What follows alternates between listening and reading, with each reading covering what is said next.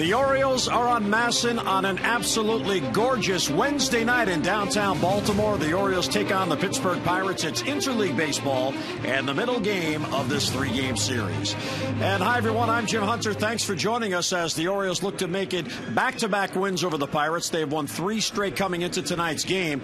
And last night's game really showed the consistency that the Orioles have had on the year and why they have been so successful. Last night's win, 8-6 over the Pirates, showed incredible balance up and down the lineup, and as a result, that's why they came out on top. All 9 of the Orioles starters in the lineup last night got on base, and at least one base runner got on in every inning against the Pirates. The team had 15 base hits. That tied a season high. They had 6 two-out base hits and 3 two-out runs that erased an early 1-0 deficit. And the top 4 hitters in the lineup, how about 11 for 19 with a couple of home runs and 6 RBIs. 5 different players of the 9 had a ribby and at least 1 home run in all 17 home wins on the year, and that's how the Orioles are getting it done. And Mike Bordick, when you look at a lineup, sure, there are going to be the guys in the middle of the lineup that the other team has to respect and maybe worry about, but when you have that kind of balance, you're going to be in every game because somebody on each night is going to bring his bat to the game. Well, you're right, but don't you think that Brian Roberts might have spearheaded that whole night? I mean, offensively, incredible. What a great story for Brian Roberts, but it's like making an impact trade in the middle of the season, getting one of the premier leadoff hitters in the game back in your lineup, and it showed. What a spark he made. First at bat, base hit. 15 hits collectively as a team last night. Clutch hits all the way through the night. And, you know, you tip your hat for Brian being back, but the consistency of the offense really showed. And the consistency of the long ball has really helped the Orioles on the year. And last night, it was a major part of the game. Mark Reynolds in the second inning came up a man on. The Orioles down by a run, not anymore. That made it 2-1 Orioles after that home run. Now in the 5th inning, the Birds are up 3-1. Here's Adam Jones. There's number 18. That made it a 4-1 game, so the Orioles beginning to get those add-on runs. And then with 2 runs already in the 6th inning, here's Chris Davis. Oh, is he on a tear? This was a moonshot into the bleachers in right center field. That capped the scoring. That gave the Orioles 8 runs, and they would win it by a final of 8-6. But the home run has been a big part of their winning all year long. Well, it sure has, and you see the graph right here, 32-15 in 47 games when they hit 1 or more home runs. Just 3-11 when they don't hit home runs in 14 games. So, and their second 25 multi-home run games behind the powerhouse Yankees. So they kind of rely, obviously, on the home run ball, the long ball, and it just shows their resiliency here in the American League East. They need that. Dan Duquette put this team together along with Buck Showalter. You have to have a powerhouse lineup, obviously along with great pitching, to succeed in this division. And when you look at the home runs, and again, we're talking about balance with this team, there's home run power up and down that lineup. It doesn't mean you're going to get 3 home runs every night, but it's nice to know that anywhere in that lineup, each of these hitters are capable of going deep. Well, it puts so much pressure on the opposing team. The pitcher has to pitch around guys. He has to be careful with pitches, and then it's costly late in the ball game. Look how many late inning home runs the Orioles have had to win ball games. So tonight it's game 2, the middle game of this 3-game series. It's interleague baseball at Camden Yards. The Birds are trying to make it 4 straight wins. Lineups and first pitch are next.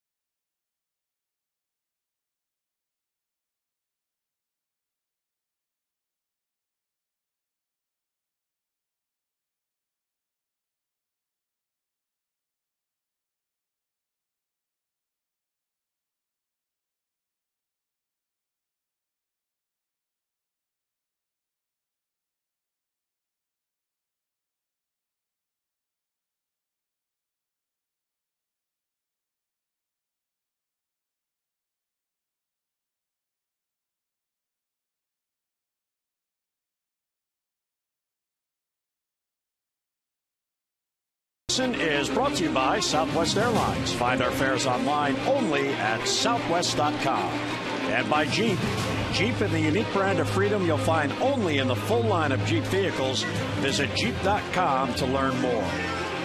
Yeah, as you can see, it's a bit breezy as the flowers outside Camden Yards are blowing, but it is a beautiful night for baseball. Our Train game time temperature, visit Train.com for an independent Train comfort specialist dealer near you. It's hard to stop a Train. 81 very pleasant degrees. Look at that very low humidity after last night. It was very muggy, and the breeze out of the north at 11 miles per hour. It is partly cloudy, but a lot of sunshine over downtown Baltimore. And here's a look at the Dodge starting lineups for the Pirates, your authorized Dodge dealer, and experience a world of performance, design, and fuel efficiency. Schedule a test drive or go to Dodge.com and check out their powerful lineup. Leslie Walker and Andrew McCutchen, who has enjoyed his interleague against the Orioles, a .538 average with a couple of RBIs. Joan will DH.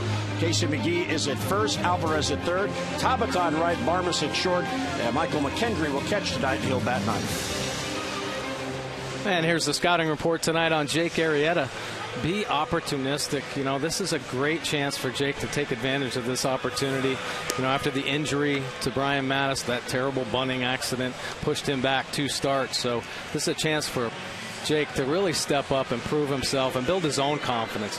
And the key to do that is with his fastball command. He really has to establish this early, and he has to continue to be consistent with it throughout the ball game to help set up his other pitches. And damage control. I mean, we've seen Jake, you know, throw balls away, not fielding his position here recently, and backing up the right bases. And he needs to do that. He's got to keep his composure in those tough situations. And, you know, hopefully he'll get back on track tonight. Well, his 3rd win of the year, Mike, has certainly been elusive. He has not won a game since he beat the Yankees back on May the 2nd. And that was the start everybody thought he was going to get on a roll the other way. 8 shutout innings at Yankee Stadium, one of the most difficult places to pitch. Boy, he's been so good at times this year, you know, like just a couple times actually. But then he has really good innings, and then all of a sudden the wheels fall off. He loses his composure a little bit, and his mechanics start to falter, and he can't regain that consistency. Alex Presley leads off, and he takes down and in. Presley, the left fielder, at .235 on the year. He had a double and also walked and scored last night. And a foul out of play back to the left. 1-1 the count on Presley. Pirates are 32-28, and they have gone 12-4 since May the 25th.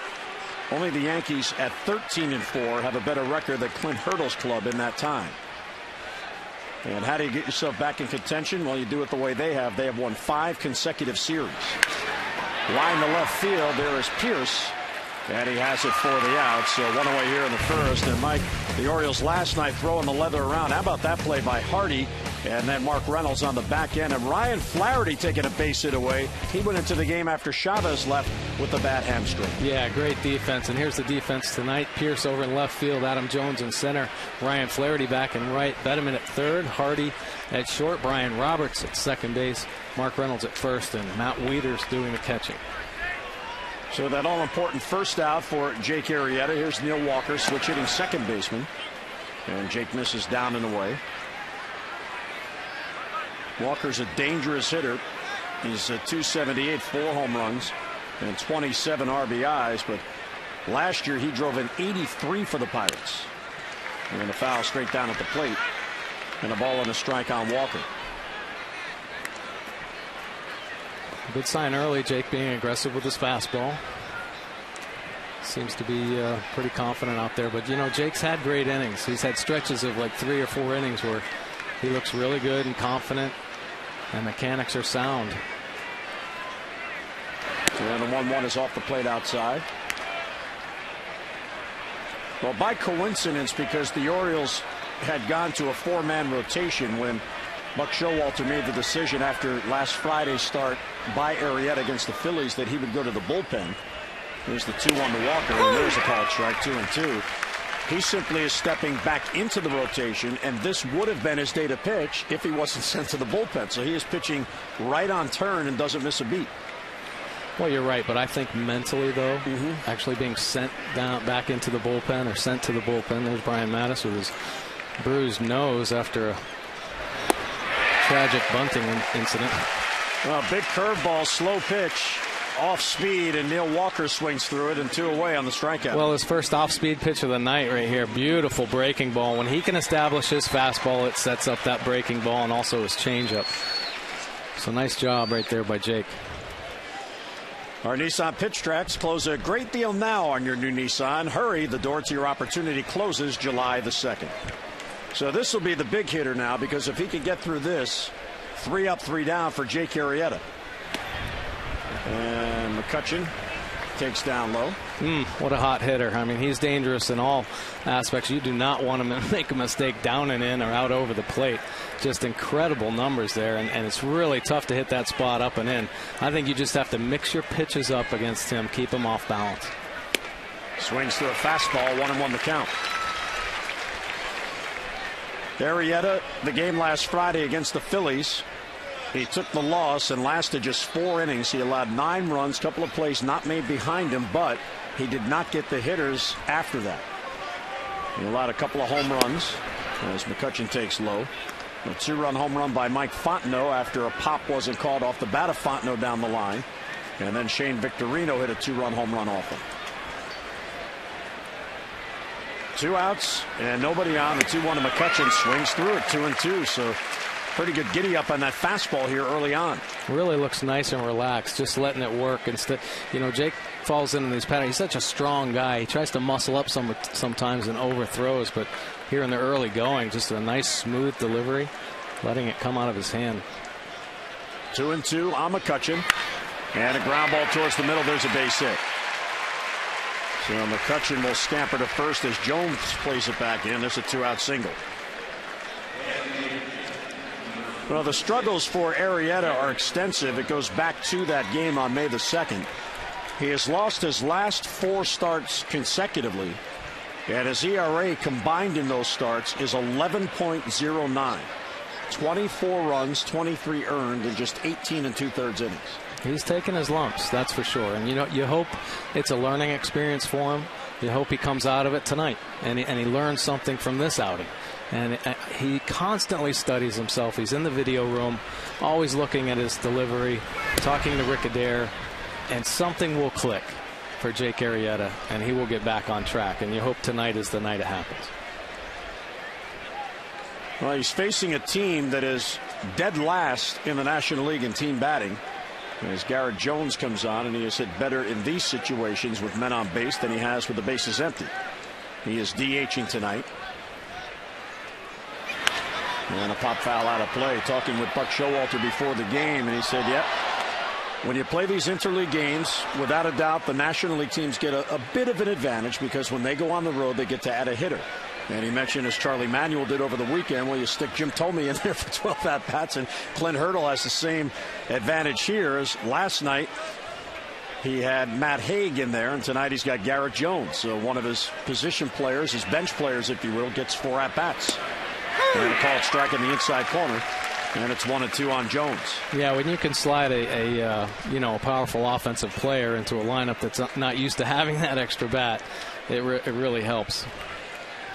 And they need some help offensively. For sure, they would like to have an extra bat every night, I think, when they play. Yeah, their team batting average, .225, is 16th in the 16-team National League. McCutchen at first, 2 down. And the 1-2 pitch, swing and a miss. He got him with a breaking ball. So Arrieta gets out of it, a 2-out single, 1 left. We're going to the bottom of the first. Here come the Birds.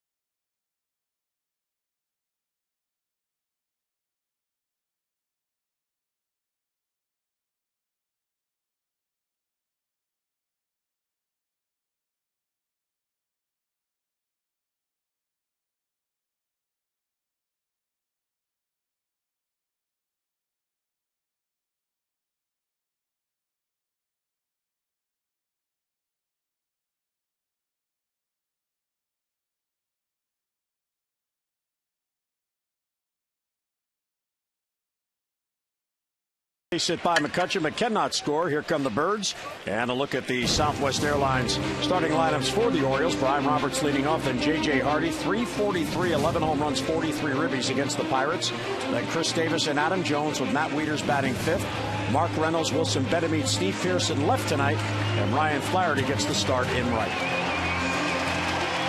There's a scouting report for Kevin Correa. He's an all-star last year, but he lives by a way away. He throws 90% fastballs and cutters on the outer part of the plate. Occasionally you'll see him cut that fastball in on lefties. He is a road warrior. His only 2 wins this year have come on the road, and last year 10 of his 12 wins were on the road. Needs a little help too. In his last 2 starts he was able to get 6.5 runs per game, but 6 of his previous starts he only got 2.5 runs per game of run support, so needs a little extra boost from that offense.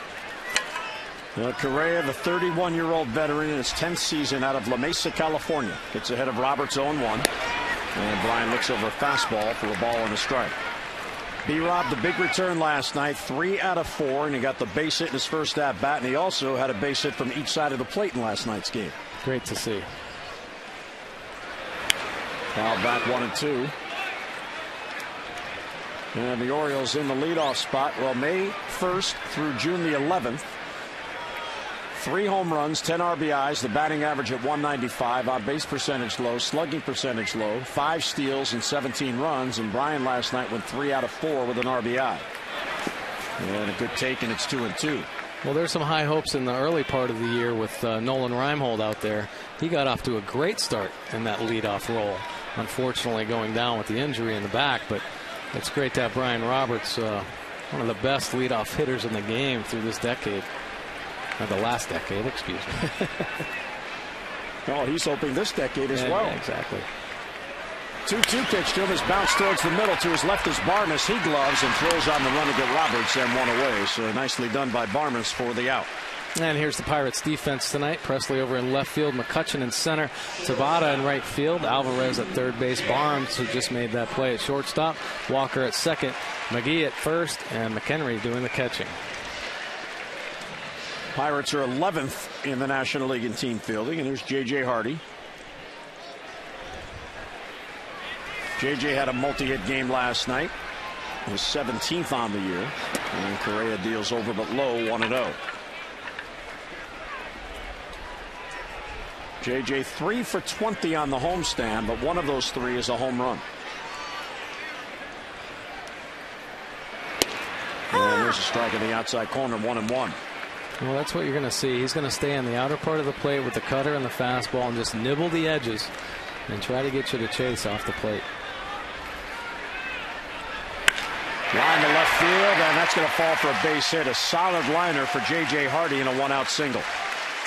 So the Orioles get a man on for Chris Davis. Fans, purchase an Orioles Legend Celebration Series package, and you can lock in your ticket to each of the 5 remaining games in the series, including the upcoming event on Saturday, June 30th, which will honor Earl Weaver.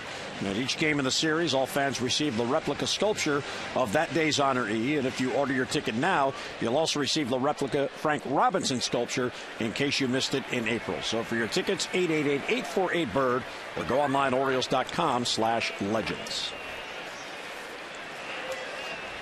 And here's Chris Davis, who had a big game last night and is really heated up. Takes down and away, 1-0. Chris brings a 5-game hitting streak into tonight's game. 7 for 20 with a couple of home runs and 5 RBIs in those 5 games. Yeah, he's hot. And what a force. He stepped into this number 3 spot pretty well. Pretty strong top of the lineup. They showed it last night. Well, here's Chris Davis with that home run. 5-game hit streak. Great numbers in the streak. We're going to show how hot he was, too. I mean, he's a dangerous hitter down in the zone, and that was a down fastball. And he knows how to put some damage on balls down there. 2-0 the count. Dangerous count for Correa. Hardy not a threat to run. And a good take, ball 3.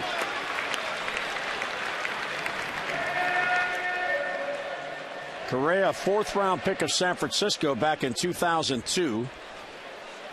out of Caltech. He then left as a free agent for San Diego and came here as a free agent for last season. He's in his second year with the Pirates. Davis goes after it on 3-0 and swings through it. Well, not surprising he was going to get the green light in the 3-0 with the 3-0 count. Just gets a little over aggressive. You really have to make that box small out in front of the plate, and he knows himself pretty well. He should zone down, or he can just drop the head. He chases up. That's when there's going to be problems.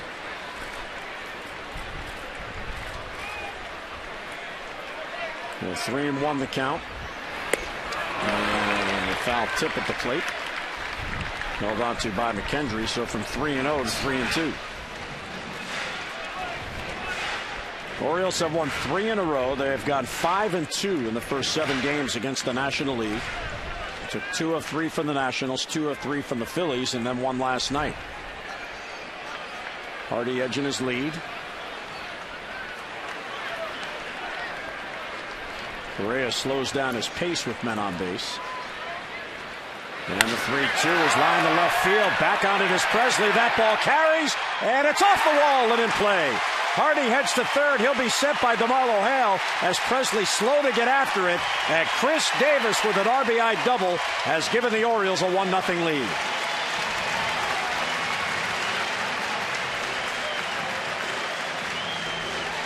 Boy, great swing right here. This pitch is down, probably outer third of the plate. Just drops the head on and away. Stays on it so nicely. Most hitters with that 3-2 count on a tough pitch down and away, and that ball is almost out of the ballpark, will slap that ball the other way. And Chris is so big and strong, when he slaps one the other way, it goes 364 feet. I'm not sure Presley realized how far back that ball bounced off the wall. It just missed going out. And that moment hesitation encouraged DeMarlo Hale to send Hardy, and he scored without a throw. Yeah, great send by DeMarlo right there. So one hot hitter replaced by another. Here's Adam Jones.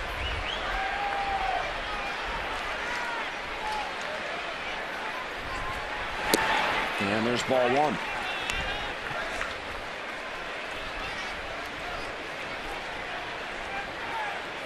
Adam had another big game last night. His batting average up to .310 now, which is 7th in the American League. And he's now 3rd in base hits with 77. 1-0 is over but low, ball 2. And you can see how good he feels at the plate by the way he takes. Just great takes. Yeah, everything under control. Head in a great position.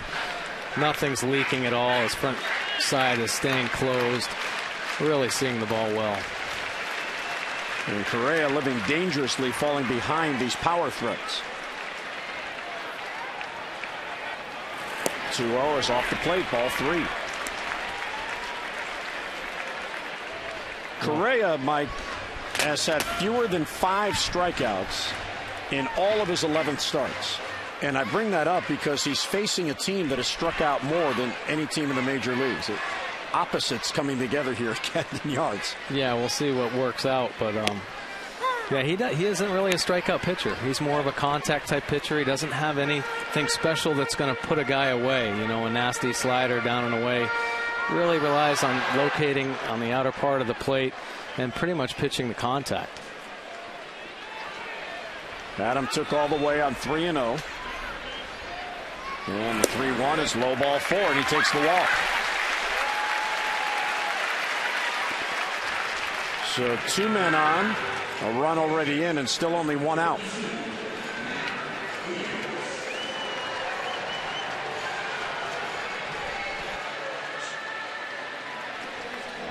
So a visit out to the mound, Michael McHenry, and here comes Matt Wieters, who comes in on a tear. And Mike, hitting coach Jim Presley told me before the game that about 12 days ago he was watching video of his hitters, and he noticed that Matt Wieters' hands were too high in his approach, and he encouraged him to lower his hands, which we'll see here as he gets ready to hit.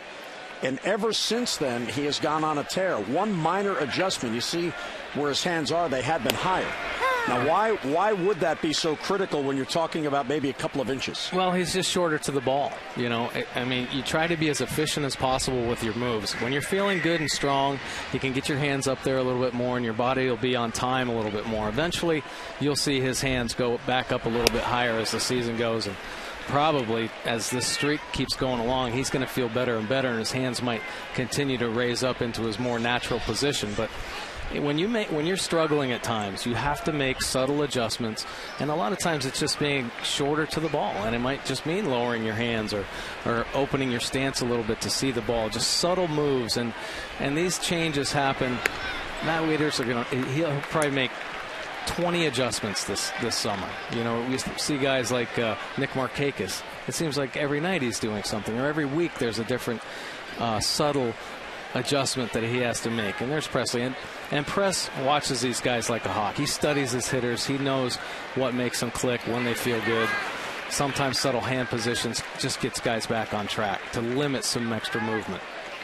Yeah, Wieters, with that new stance, hasn't had the swing. It's 3-1 because Correa can't find the strike zone at the moment. So basically what you're saying is if he's higher, it takes him one extra step to get where he's now setting up. So he's already there. Well, so instead of going from here to here to here, it's really only one step. Well, you're right. Yeah, it's one step. But a lot of times when guys start high, their hands tend to drop and then go back up again. So there are extra moves involved.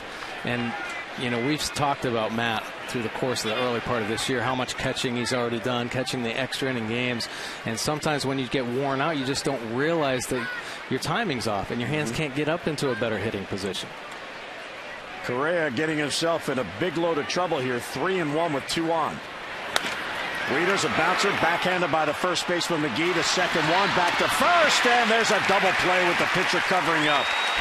So Wieters hit it hard, but right to McGee, and the double play ends it. But the Orioles get a run on the RBI by Davis. We'll head to the second, 1-0 O's.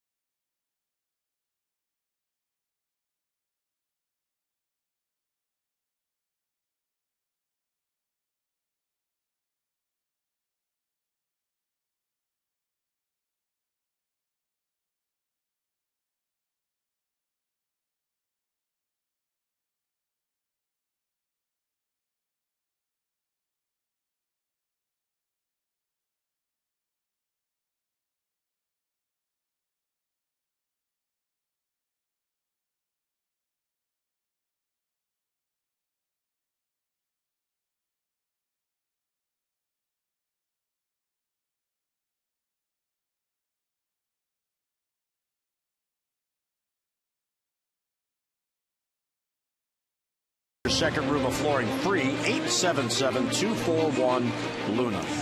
Well, of course, all the ships are heading into the harbor, the celebration, and so many naval personnel on hand. Not only from the United States, but from elsewhere. Very efficient first inning for Jake Arrieta, just 17 pitches, and that included that 2-out single to Andrew McCutchen. Yeah, really established that fastball early. Didn't throw a breaking ball until probably his 8th pitch for that strikeout. So, you know, hopefully Matt Wieters keeps him on that same page and stays consistent with that fastball location. He'll go to work on Casey McGee, then Pedro Alvarez and Jose Tabata.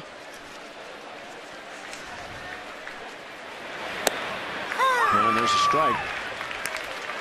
So Jake going right at these hitters, which is a good way to do it. McGee had a good game last night. He was 2 out of 3, a solo home run and a single, also walked twice. Slow roller on the slow curveball, and it's 0-2. So over his past 2 games, 4 for his last 8.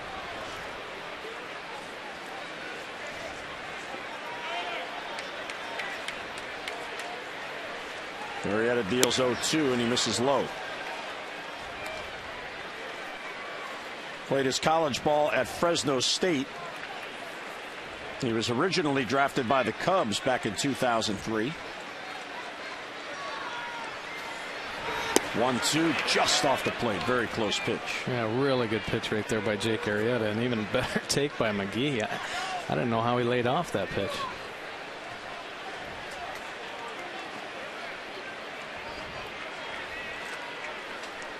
Well, 2-2 the count on him. Hard hit ball. That's a base hit down the left field line. Pierce will run it down, and McGee will head to second base with a leadoff double. So after getting ahead 0-2, McGee gets back in it and gets the base hit. The Maryland Lottery strike-it-rich contestant of the game is Wesley Baker of Mardella Springs. Wesley has already won $500, and for every strikeout the Orioles pitch during the game tonight, Wesley wins $100 more from the Maryland Lottery. See how you can turn non-winning strike-it-rich scratch-offs into cash and enter to win great Orioles prizes. Just go to mdlottery.com/strike-it-rich. So the tying run is in scoring position with nobody down. Here's Pedro Alvarez. And he swings to a fastball 0-1. Alvarez scuffling at the plate. He has hit this in his last 2 games. McGee, the tying run at second, nobody down. And a strike right there at the knees. It's 0-2. Now this is one of those at-bats when you play on a team, even though the Pirates have been playing well, they have struggled to score runs. They average just 3 runs per game, 3.3. He's got to get that runner to third. There's no doubt about it. In this situation, a leadoff double, you got to try to get that guy to third to get him in. Well, you'd think they try to play some small ball, but I think they've been waiting on Pedro Alvarez to start coming into his own at the plate and increase his power numbers. But when you're struggling like that, you have to do little things to try to help your ball club. And Arrieta doesn't really waste any time. A couple fastballs, and then this tailing fastball, really nice late movement. Outside part of the plate gets him to chase. And our X-Mo brought to you by Jose Cuervo. So Arrieta picks up his 3rd strikeout. Here's Jose Tabata, who is the Pittsburgh right fielder. Late on the swing and he fouls it off. When you look at the averages for the Pirates, and from 5 down, I mean, it's alarming for Clint Hurdle's team. McGee's batting .215, Alvarez .195, Tabata's .226, and the 2 that follow Tabata, Barmes and McKendry, they're each only hitting .193. Swing and a miss, 0-2. Yeah, not much depth down there at the bottom of the lineup. And that's why you would think they would start trying to manufacture runs at the end as early as they possibly can. I mean, get a guy in scoring position, you know, with no outs. You have to play some small ball if your guys aren't swinging the bat very well. Arrieta ahead, no balls and 2 strikes. Just inside. Boy, really good pitch right there. Nice sequence, too, through the tailing fastball in that he swung over, and then great spot with that fastball. Just missing.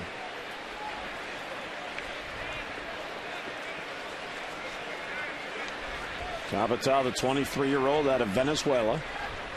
Down in the count, 1-2. And a foul. He just got a piece. Tabata 2 out of 4 last night. Also had a stolen base. He's batting .286 in the month of June. The Pirates have actually averaged 5 runs a game in the month of June, which is why they've been able to go 12-4.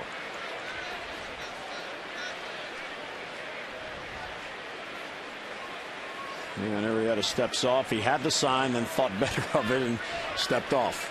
And that's a good sign for him. You know, if he doesn't feel comfortable or if he feels like he's out of rhythm, maybe not like he doesn't like the pitch selection. And on a foul ball.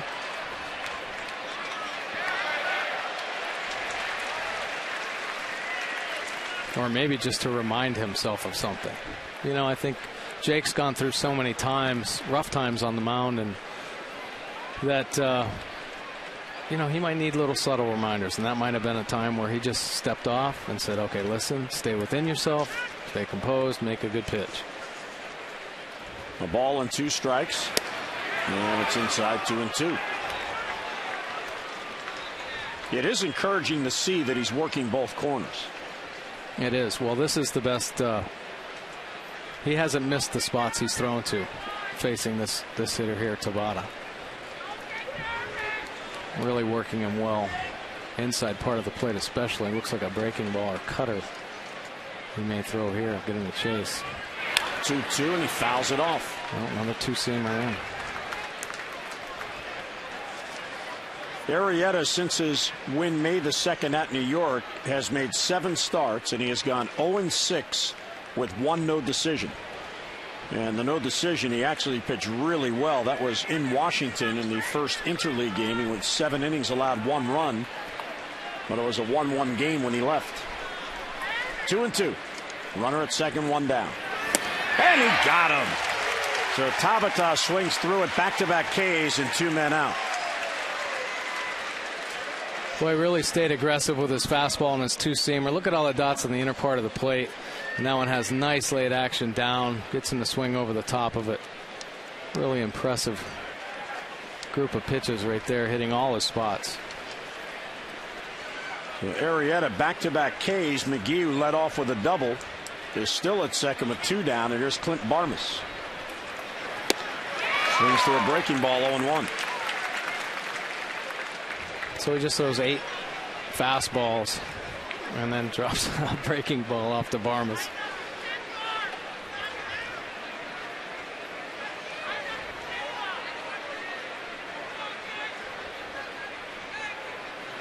Oh, 1 is right there for a strike, so back-to-back hooks. Arrieta has averaged 8 strikeouts per game on the year.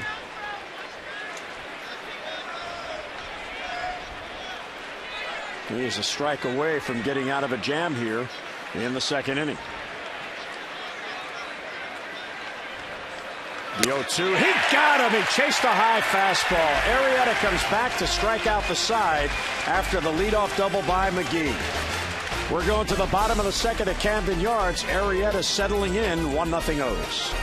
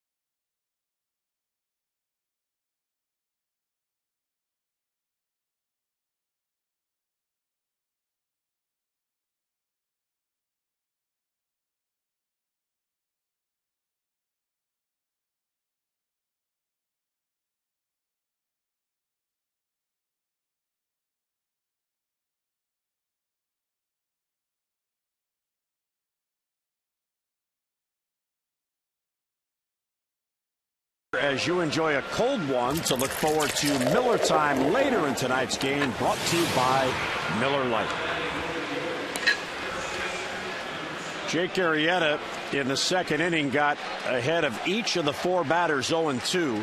McGee came back to get him on a 2-2 pitch. He ripped it down the line for a double, but Alvarez, Tabata, and Barmas struck out consecutively to end the inning. Yeah, nice way to finish up there. You know, that was really a mistake that McGee hit was a slider that Wieters wanted in the outside part of the plate, and it stayed over the middle, and he was able to hook it down the line. Mark Reynolds, he'll single to center field, softly hit right off the fists. So Reynolds is on with the leadoff single. And as the Orioles now look to add some runs.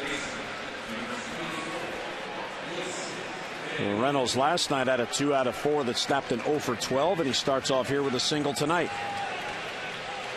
It's good to see. I mean, with the offense heating up the way they did last night, the potential for this Orioles offense is just unbelievable. If you think about if Mark Reynolds can get back on track to where he was last year, even close.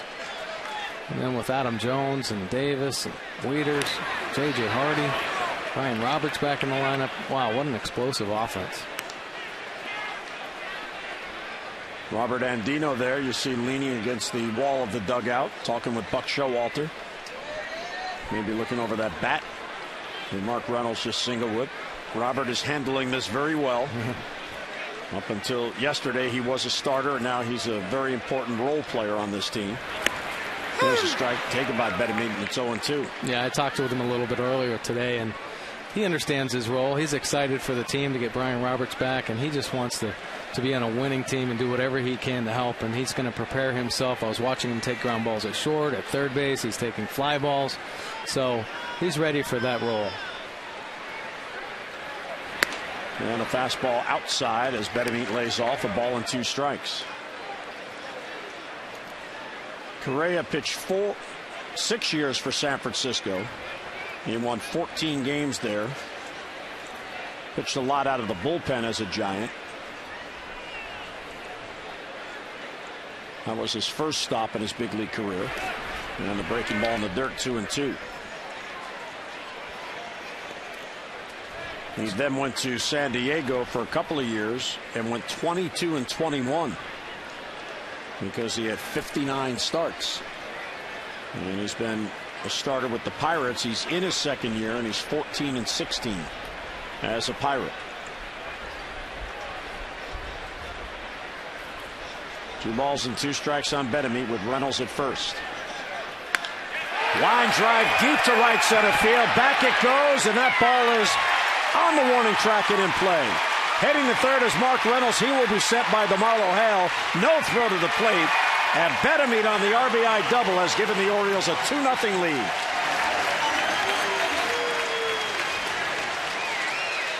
Boy, what a great swing right there by Wilson Betemit. 6th double of the season. Gets this pitch middle, pulls those hands inside well and drives it into the gap. He was out early today with Jim Presley batting practice, taking some extra swings.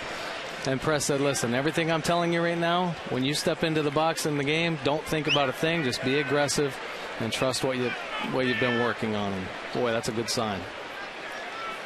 So the Orioles with runs in back-to-back innings, 2-0. And here is Steve Pearce. And it's down and in, 1-0. Pearce getting another start in left field. He's got a 2-game hitting streak going. This is his 6th game for the Orioles.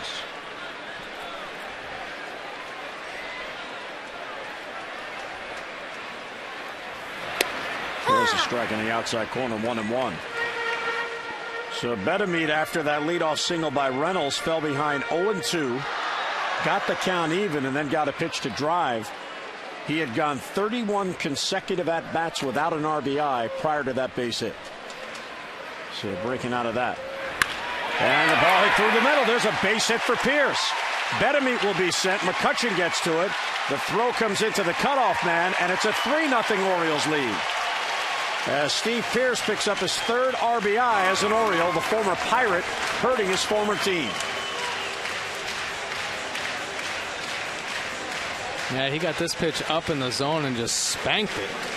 You could tell he was trying to hit it the other way and found a hole up the middle, just stayed on top, drove it right back up through the box. Well, Pearce all smiles.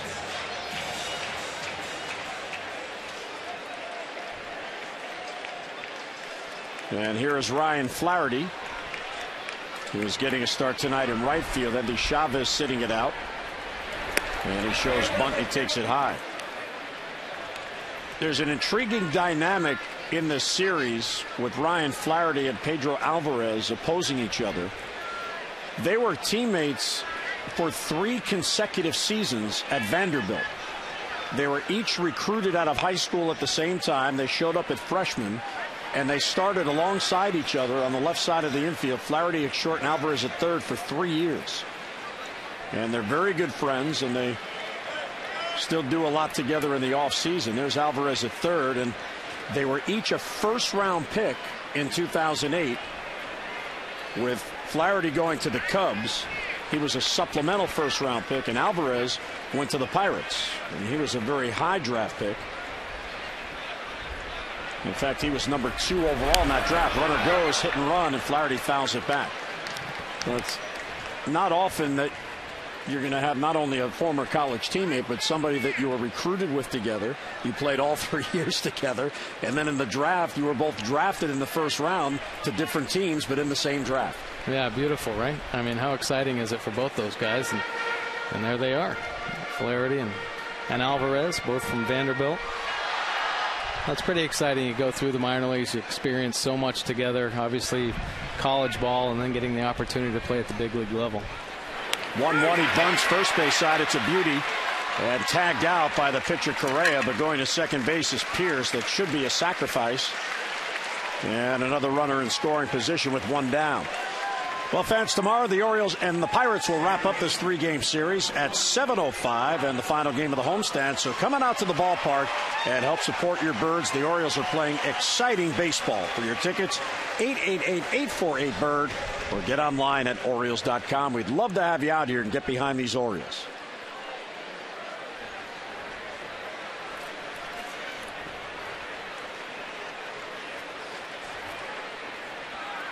So here's Brian Roberts' chance for an RBI. High fly ball to left center field. Pierce is playing it halfway as McCutchen gets to it. And he has it for the out. So Roberts' first ball swinging skies out and 2 men down.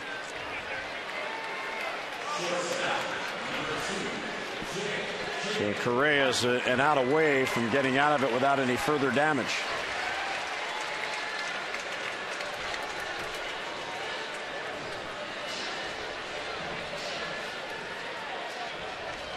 J.J. Hardy singled in the first, came around the score on the RBI double by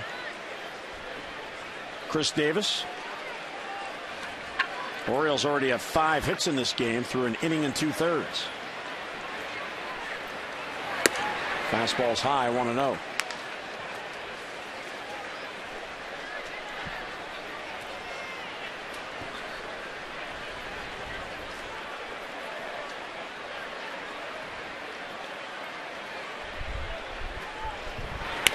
And a bouncer towards third. Alvarez backs up on it, bobbles the ball, and drops it. Throw back behind Pierce, and he is out to end the inning. Oh, base running mistake by Pierce helps Alvarez, who was on the verge of an error. Orioles get 2 and lead at 3-0.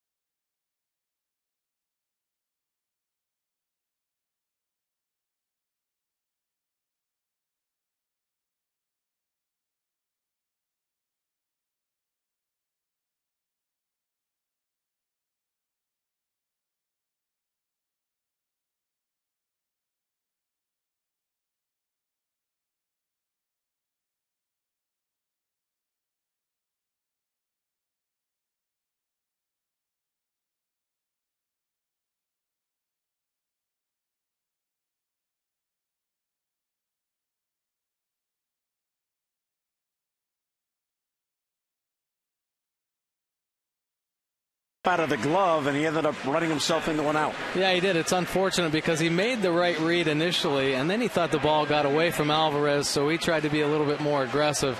Just got out in no man's land. That view doesn't really show up, but this one here stops, makes a great read, heads back. He's going to wait for the throw, sees the ball go away, and then just gets out there a little too far. Unfortunate play, but he read it pretty well, but then just got himself stuck at the end out in no man's land. So the Orioles get 2 more in the inning. 36 pitches for Arrieta through 2 innings and 74% fastball. So he's trying to set up those other pitches with the fastball. Got to stay with that plan. Michael McKendry, the number 9 batter, takes strike 1.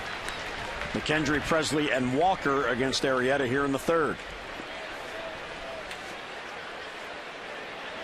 Got Showalter with Wayne Kirby.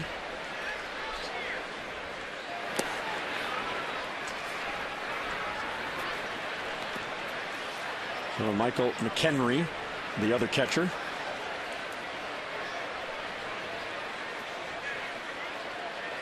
He was out of Tennessee. And he hits it to center field. Adam Jones will glide over to it, and he has it for the out. And 1 down. So 1 time through the lineup for Jake Arrieta. Yeah, first time through that 236 batting average, and then kind of at creases in the middle. 3rd time through, if he can make it through the 3rd time through, which he hasn't been able to do as well recently. Gets it back down to 286, but the 2nd time through crucial, and that's where he seems to run into some problems and things start to snowball a little bit for him. So it'll be interesting to see if he makes any adjustments, or he's got to continue that fastball throwing, though, the command and location as he's been doing. Well, no balls on the ground yet. A couple of flyouts and 5 strikeouts. Curveball floats outside. Presley flied out his first at bat.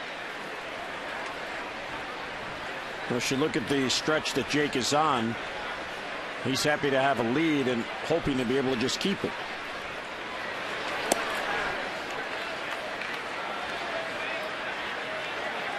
He is 2-4 in his career in the interleague games against the National League. And his 2-8 record overall this year, those 8 losses are the most in the American League. Liner to right field, Flaherty on the run, a diving catch, he did it again! Back-to-back nights for Flaherty, robbing base hits away from the Pirates.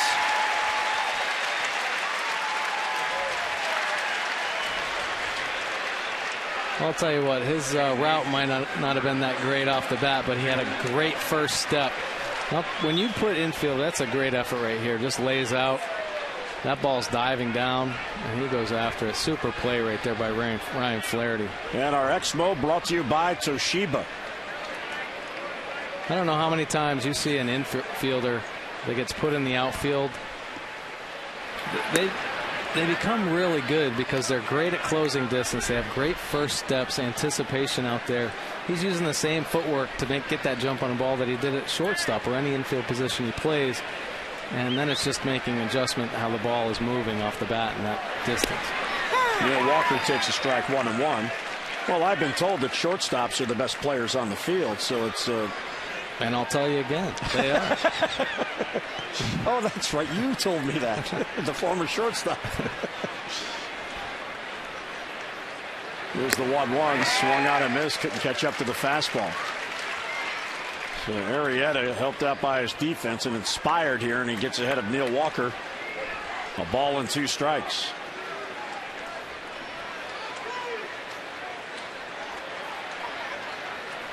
Walker 27 RBIs. And a foul back.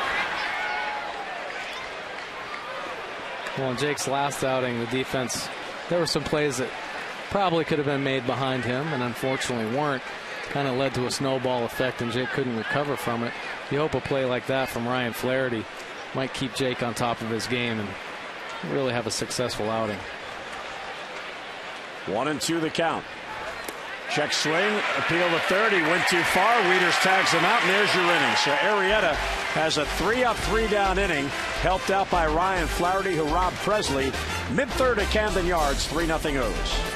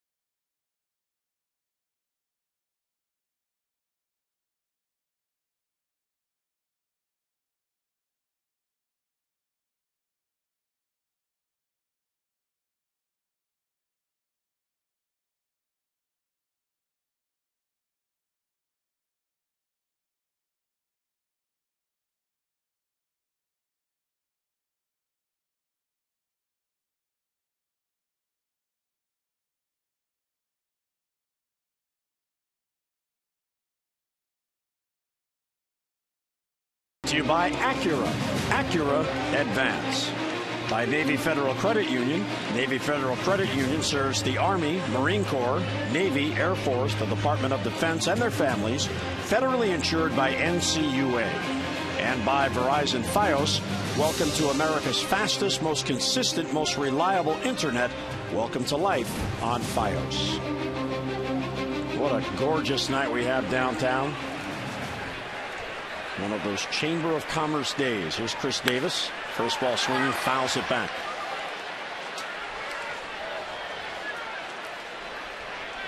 So 40 pitches already for Kevin Correa. 64% fastballs, 23% breaking pitches, and 13% changeups. High fly ball, right center field.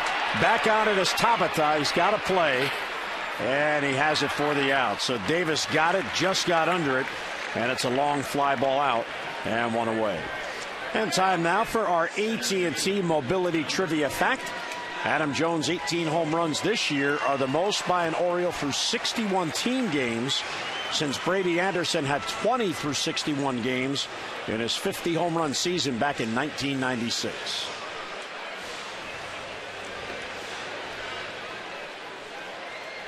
Adam Jones last year hit his 18th home run on July the 24th, which was in team game 98. And he hit it this year in team game 61. Pretty good improvement. Well, Adam throughout his career here has just shown steady improvement. Consistent steady improvement in all categories. That pitch sailed outside, 1-1 the count. Well, his bat is coming on. Last 3 games, how about that? 8 for 16, a nice cool 500 batting average. Couple of home runs, 4 RBIs, and 3 multi-hit games in that span. And a line to the right center field. McCutcheon on the run. It hangs up for him. And he has it for the out. So after a struggle in the second, Correa retires the first 2 in the third. Both balls hit well, but both outs. Yeah, Chris Davis just missed his. Had some serious Ray Guy hang time on that. And then Adam Jones smoked that line drive to center. Did you ever go out and catch those punts for him when you played in Oakland? No. Ray Guy was a little bit before my time. Okay, just checking. It was an interesting reference point. Ray Guy was in the manual, though, for the punt, pass, and kick when I used to be a part of that. Well, J.J. Hardy and Chris Davis talking it over. They each have hits in this game. Orioles with a 3-0 lead. And Wieters to second base. Walker down on a knee with glove, and a quick 3-up, 3-down inning for Kevin Correa. We're through 3 at Camden Yards. Jake Arrieta and the Birds with a 3-0 lead.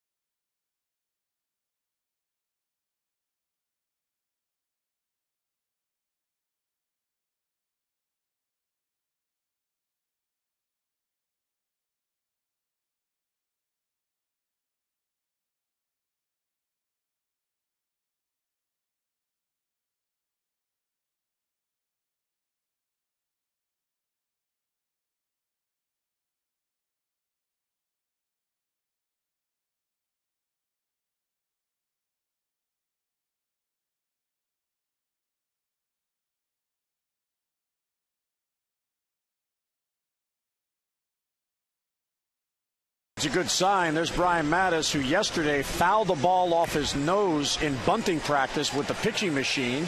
And as a result, his start tonight was pushed back a couple of days. And before the game, Buck Showalter talked about that decision. There's still a little fresh blood there now and again, the breathing part of it. He said he actually slept better than he has a long time, talking to him about his breathing during the night. And then if he has a problem with it, first or second inning, and have to use a lot of bullpen, which could happen with anybody pitching for other reasons. But we were fortunate to be able to give him a couple more days. And as a result, Arrieta steps back into the rotation in what would have been his spot anyway because of the day off. This would have been his turn. Tommy Hunter will go tomorrow, and Brian Mattis then will pitch the opener in Atlanta on Friday night. Yeah, Brian Mattis is pretty lucky.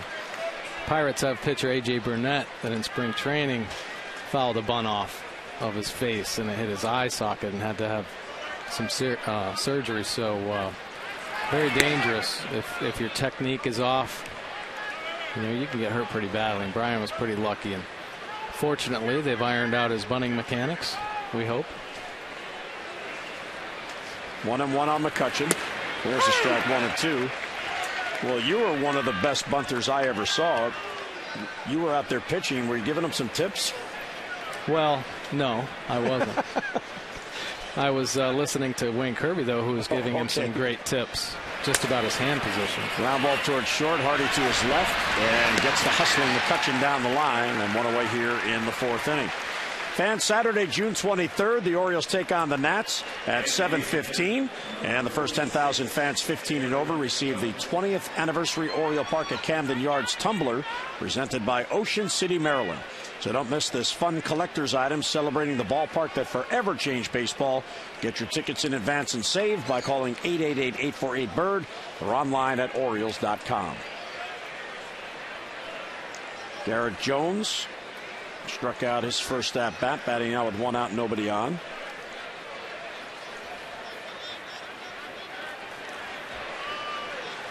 Yeah, playing that big shift on Jones. Brian Roberts out in short right field. J.J. Hardy shifted way over on the second base side. Arrieta has struck out 6 already. He's retired the last 7 Pirate batters. Just a little bit low, 2-0. Garrett Jones is one of those real good baseball stories. He'll turn 31 on June the 21st. He's been in pro ball since '99 when the Braves drafted him in the 14th round. Bouncing right off the glove of Arrieta. He can't find it, and as a result, Jones is going to reach. So in each game in the series that's happened to the Orioles starters, same thing happened last night with Wei-Yin Chen on the mound. Yeah, here he is, a hard one hopper right back at Jake, and he just thinks he has it in his glove and then just can't find it. A little bit too late. It squares him up in there. He thinks it's stuck. He scored it out the top. So Jones gets a base hit. And here's McGee. McGee doubled his first at bat. Yeah, it's down and in, 1-0. You know, we had talked earlier about Jake and just fielding his position, and sometimes, you know, even if he doesn't make a play, don't let that affect him. And obviously this is a situation here. Pretty easy one hopper right back at him, and see how he responds to that. Is it going to affect him mentally? Is it going to throw him off his game a little bit? And a base hit to center field. So McGee is 2 for 2, and all of a sudden there's 2 on with 1 out. So the one play not completed, and the Pirates are trying to take advantage of it.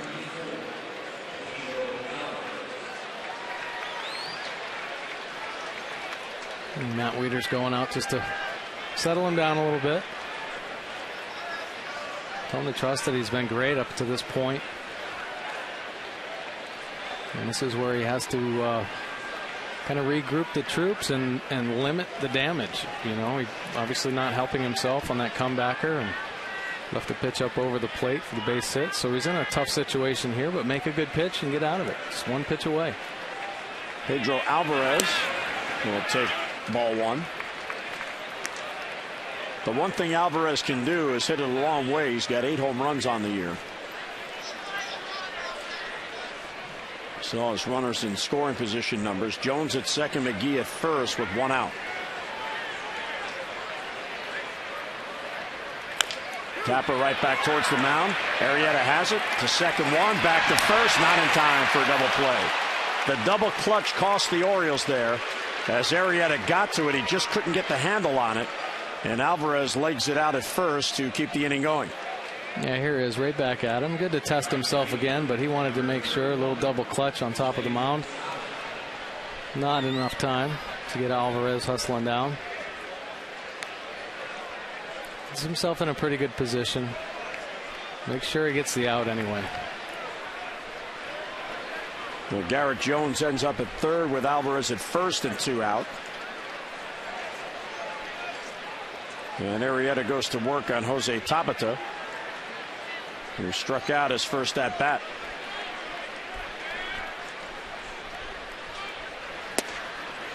And the fastball misses, 1-0. Well, Jake executed a couple really good pitches there to Alvarez, inducing that ground ball. So that's a positive sign. Now he's still in a jam here. Keep making some good pitches. He pitched him really well his last at bat. Ties him up there, but it's inside, 2-0.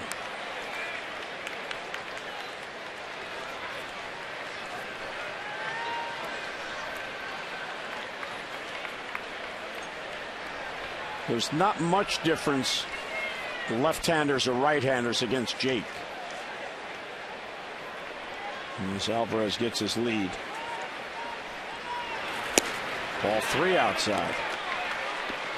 But the one area where you do see a difference is the home runs. He's allowed 11 home runs, 9 to left-handed batters and just 2 to right-handed batters.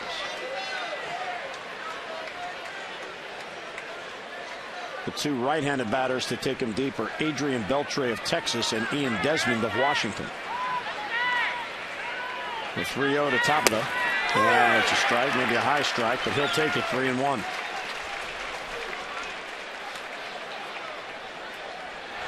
Well, he had him in a 2-0 count earlier in this at bat and got a little over aggressive. His mechanics kind of faltered and he pulled it off the plate. Here's another hitter's count, 3-1. He's just got to stay true to his form and have a nice consistent delivery and not try to do too much here. 3-1 is line foul the other way, and the count will go full. Arrieta 6 Ks. He has not walked a batter. He has allowed 4 hits, and he's had 1 3-up, 3-down inning.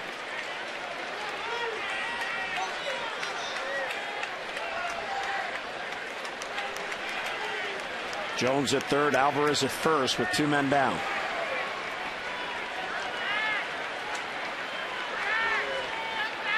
Alvarez runs. The 3-2 is outside, ball 4, and the bases are loaded with 2 men down. First walk of the game allowed by Arrieta. So not fielding the Jones ground ball, and then the double clutch on what might have been an inning-ending double play has extended it. Now the bases are loaded.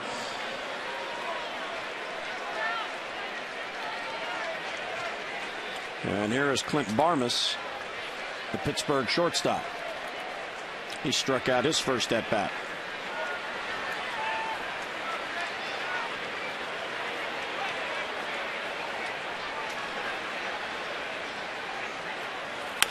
And a bouncer towards Hardy at short. He'll go to Roberts for the force at second, and Arrieta gets out of it.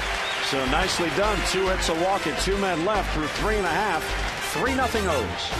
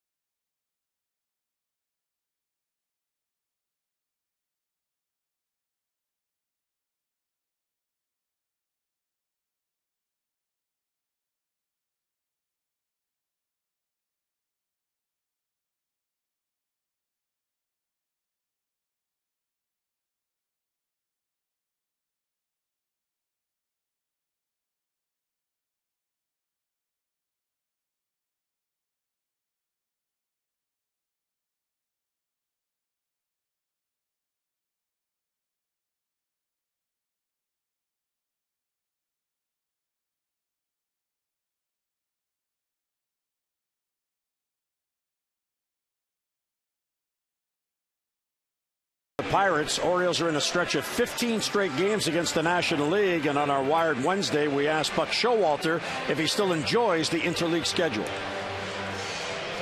It's about what enhances the fans' love of our game. If they want to see Pittsburgh or Philly come through here, and obviously we had a lot of Philly people come over in Pittsburgh last night and see our great ballpark as much as anything. But, who am I? We can make it work. Next year is going to be a challenge. We're talking about playing 1 a day. Do you take guys out and slide with them? Do you run the bases? How far do you go with it? It's kind of inconsistent. But, it's probably a small challenge if it's something that enhances the popularity of our sport and makes people continue to embrace it. So, whether it's a challenge more for us and whether it's competitive, some people, I don't know what the records are, National League, American League, but it's something we'll deal with. It's part of the equation, and there are a lot of things going on in this world, a lot harder than trying to figure out interleague play. Mark Reynolds at the plate, 1-1 the count. Well, the record is the American League leads the National League 56-46 going into games tonight. And the American League has an advantage in just about every category with batting average and power, home runs hit, ERA. Outside 2-1. What's your feeling on the interleague? You still like it? Yeah, I think it's been good for the game. I really do. I think if they're going to keep tweaking it, though, I think Buck is alluding to the effect on pitchers. How much do you have to get them out extra to prepare for actually playing the baseball game? Reynolds towards third. That's a fair ball down the line. That's a base hit. Reynolds is 2 for 2, and he's going to head for second with a leadoff double. And the ball misplayed by Presley. Reynolds trying to go to third. Here's the throw. He slides in safely. Heads up play by Reynolds. He saw it in front of him and never stopped.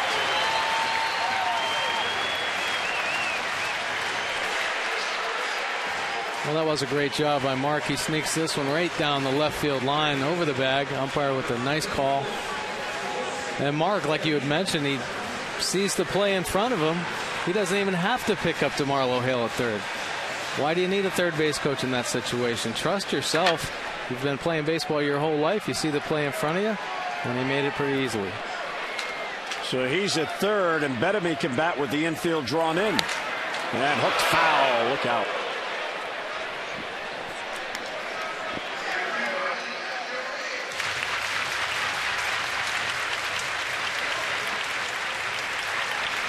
So Reynolds a double, and the error on Presley allows him to get to third.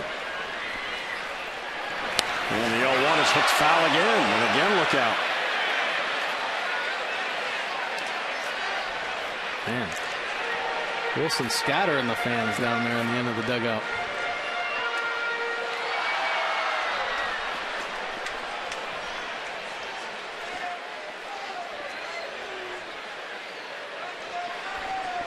So 0-2 on Bettamy. And outside with a breaking ball.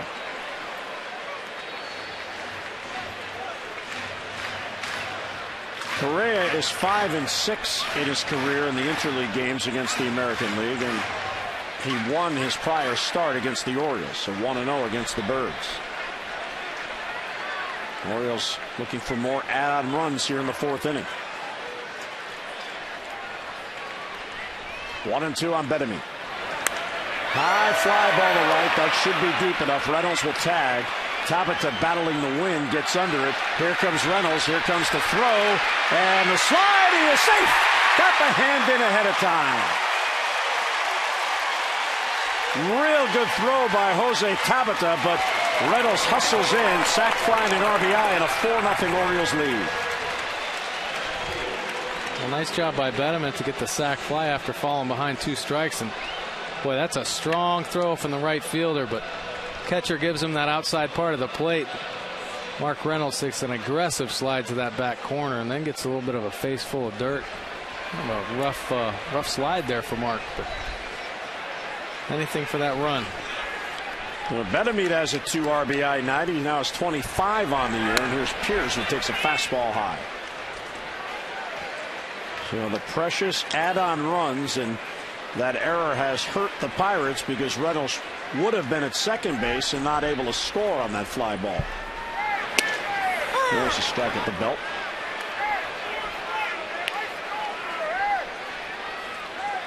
Pierce singled and drove in a run his first at bat.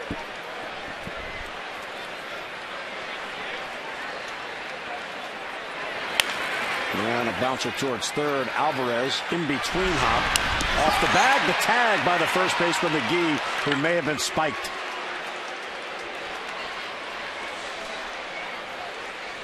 As Pierce may have come down on his foot, but 2 men down.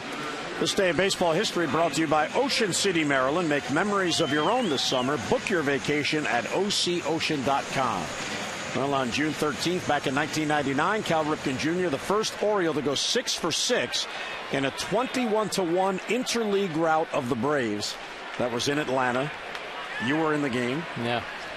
The final hit was a ground ball between short and third, and all of the Braves fans were cheering Cal on to get that base hit. Yeah, that was pretty special.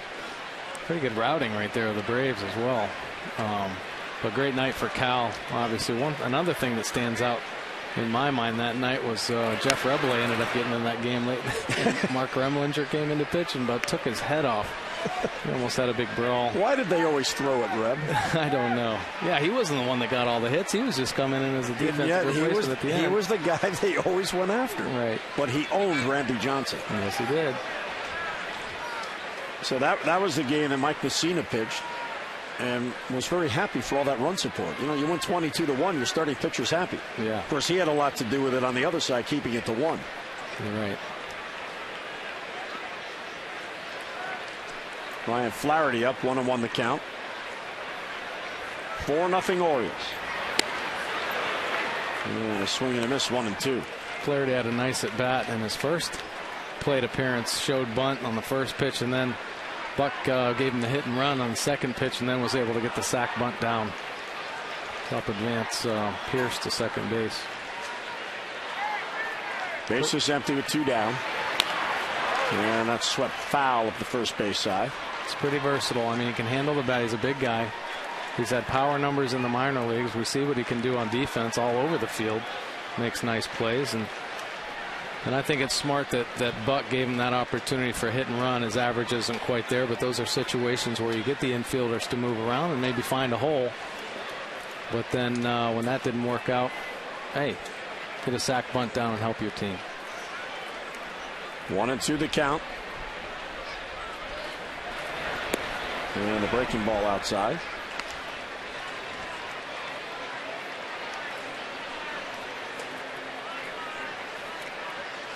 And Hurdle's done a real good job.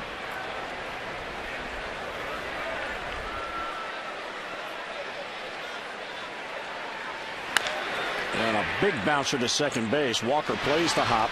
Flaherty's retired, and the Orioles go down in the fourth. But the Birds get another run. Mark Reynolds leadoff double, moves to third on an error, and scores on a sac fly.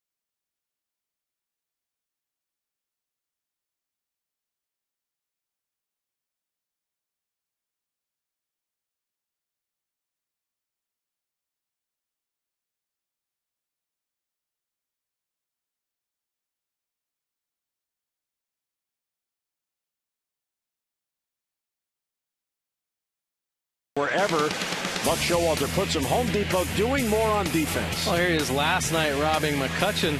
A great diving play. And tonight, another great diving play by Ryan Flaherty to Rob Presley out there in right center field. Anywhere you put him, it seems like he makes a pretty spectacular play, and then playing very sound defense all over the place. What does he have? 7 different gloves in his equipment bag? I think that's what it is. 7. Yeah. Yet to see him catch, though. He might be that guy. Yeah, I think he is. McHenry will lead off, and he takes ball 1. Presley and Walker to follow against Arrieta. Buck always talks about the emergency catcher, but not in name. High fly ball to left. Hardy is out. Here comes Pierce. Hardy calls him off, and he has it for the out. And 1 down. So if Flaherty is in fact the emergency catcher, he's hiding the catcher's mitt in the equipment bag, because we asked him about it the first series of the year, and he goes, yeah, well, I got the backup for here, I got the game glove for here. But he never mentioned the catcher's glove. No. Might be on orders not to. Probably. Or, and I'm sure he doesn't have his own catcher's glove anyway. Well, it could be maybe he doesn't know. Hey, Ryan, I got good news for you today. You're in there. By the way, go try on Rudy Arias' catcher's gear.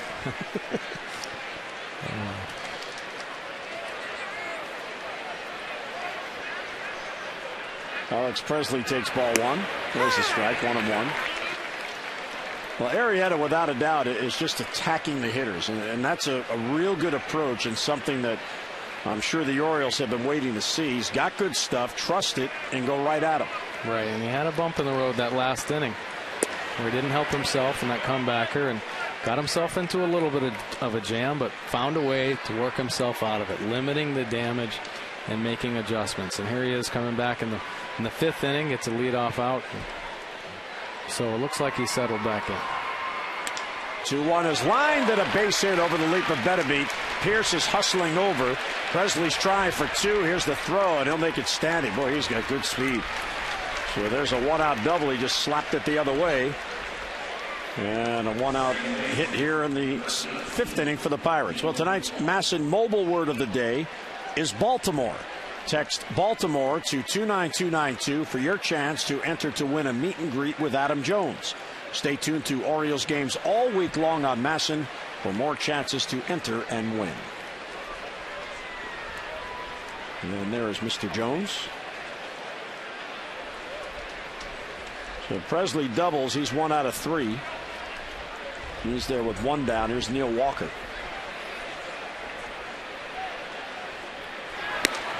And it's high, 1-0.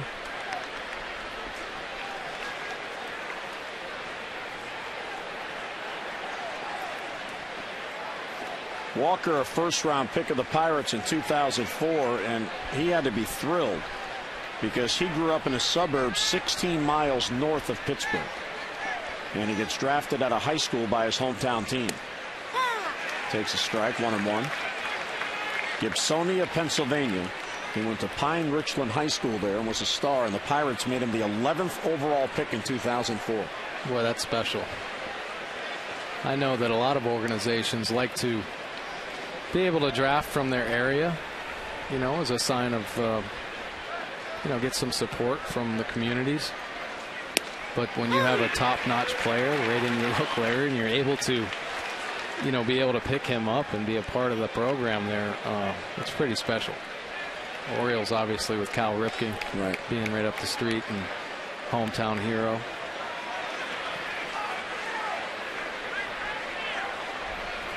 Arrieta gets ahead of him, a ball and 2 strikes.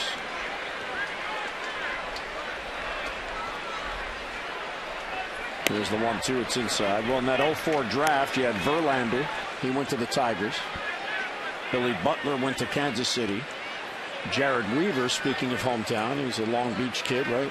And he went to the Angels, California. And Stephen Drew went to Arizona. So there were some good players in that first round of that 04 draft. And the Pirates, they just had to go 16 miles north and find the kid in high school. 2-2 the count.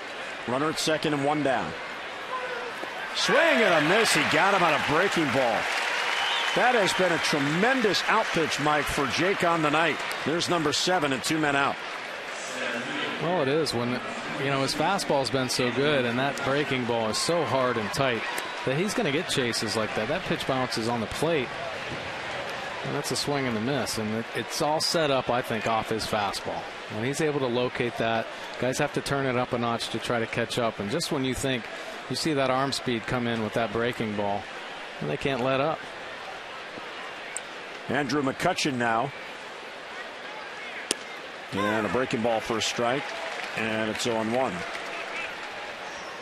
Well, in his previous 3 starts, Jake, 13 innings pitched, 19 earned runs, 13 Ks. Tonight really settled in. 4 2/3 innings pitched so far, no earned runs and 7 Ks. So he went through a rough stretch there, hopefully learning a lot about himself. And here in the past week, learned even more. And he seems to have made some pretty good adjustments. These are the situations that McCutchen has excelled at. He's tied for second in the National League in batting with runners in scoring position at .373. He's behind 0-2. Struck him out with a fastball. So Arrieta gets out of it, a 1-out double and 1 left. We're through 4.5, and the Orioles with a 4-0 lead.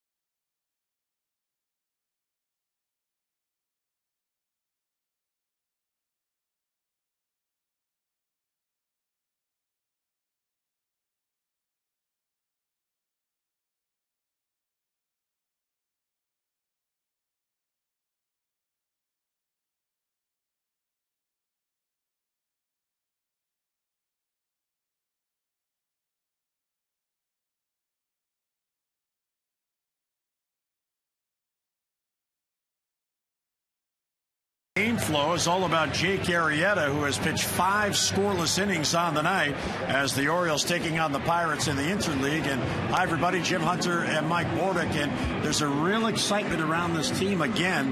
Last night, the big win and Brian Roberts' return. Arrieta gets the start because Brian Mattis couldn't make the start, and he's taken full advantage of it. He sure is. I mean, we talked about him being opportunistic, for this time. Brian Mattis going down with a bunt injury, but he stepped up. He got himself into trouble in the 4th inning, found a way to battle himself out. He's made some quality pitches all night, really trusted in his fastball, able to locate it and get himself out of jams, and he's got 8 strikeouts tonight. This game is so much about confidence. If you don't have it, you can't perform, and he seems to have that tonight. He seems to be aggressive. He knows he's got good stuff, and instead of nibbling around the plate, he's going right at the hitters. He really is being aggressive, and we talked about that fastball command and trusting in that. I think Matt Wieters probably got into his ear. I think Rick Adair obviously has continued to talk to him about that stuff, but Matt took it to, or Arrieta took it to heart, being actually sent down to the bullpen, even though he didn't have to throw out of the bullpen, and tried to really learn and study himself and learn from the bumps he's had here recently. And tonight he's done a super job. And Brian Roberts takes a strike, so no balls and 2 strikes on Brian. He was 0 for 2 on the night. He has bounced out and flied out. And takes it outside. 1-1.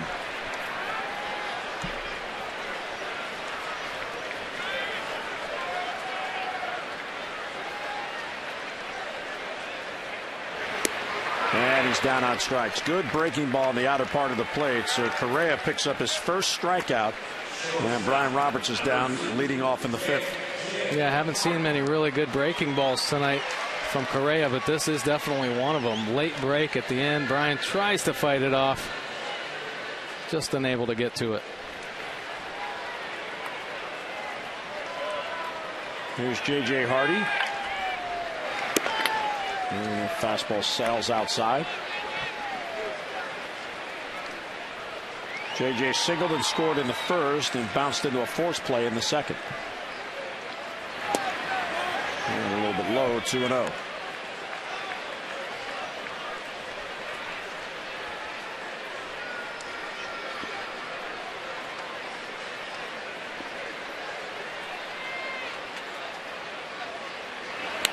And a foul back. The Pirates team pitching has done a real good job this year, which is one of the reasons why they're contending in the NL Central. There's Searage, the pitching coach, with Clint Hurdle, the manager. They are 4th in the National League, 3.32. It's all about pitching. I mean, every team needs it. Of course, in the American League East, you need great pitching. As Hardy gets another base hit, he puts a solid line drive into left field. So 1 on with 1 down. Inside the Numbers now, brought to you by Kia Motors. To learn more, visit kia.com. Well, the American League home run leaders, Yankees 95 home runs. And their record with 1 home run and no home runs. So yeah, you could see how the home run ball benefits you. There's no doubt about it. Exactly. And we had talked about the Orioles in the pregame. Without a home run, just the 3-11. Look at the Yankees, 0-12 when they don't hit a home run. So much of it is about the American League East and having the big boppers. And I was just about to mention that you really need great pitching to go up against the tough lineups. And the Orioles are obviously emerging as one of those bopper lineups in the East with their home run potential. And you can tell when they don't hit them, they don't have as much success. 1-0 on Davis. And the breaking ball's outside.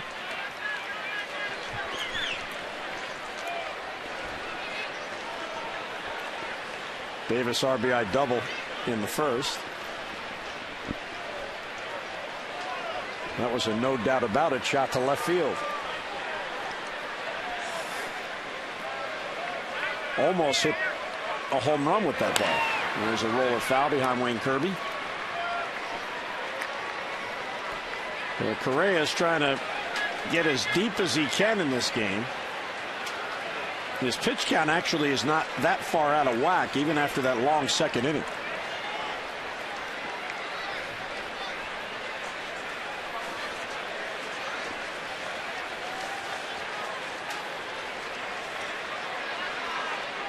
Hardy a small lead off first.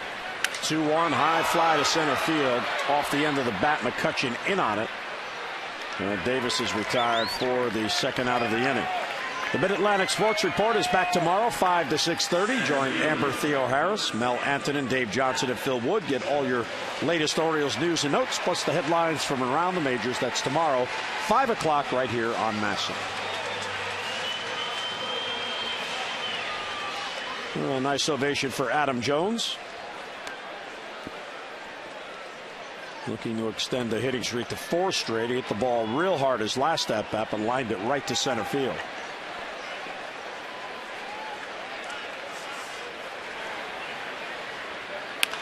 Hard hit ball foul.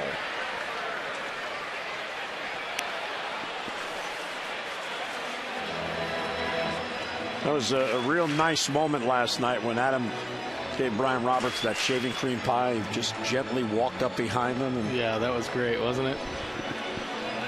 That was awesome. And actually, that made Brian feel so good. I was talking to Brian earlier, and he is just so happy right now to be back on the field, being part of the team, you know, and contribute the way he did last night. Well, if you think about not only what he's been through and the wonder if he was going to get back on the field, but the fact that in his career, he's in his 12th season, Brian's never experienced a winning team. Never. Right. He was drafted in '99. The last winning season for the Orioles was '97. So to be sidelined when the team is playing so well and in a race, I mean, just that had to be driving him crazy. Yeah. Well, definitely. He was in there, you know, every day, wanted to break with the team, and had the sense and the feeling of how this team was coming together and the successes they had in the first part of the year. And he really worked hard and wanted to be a part of this. And it's good to see that everything's worked out for him, and he's feeling really good. Jones, a tapper back to the mound, a cue shot. Correa fields, and he'll get Adam for the final out. So 1 out hit and 1 left. We're through 5. The Orioles with a 4-0 lead.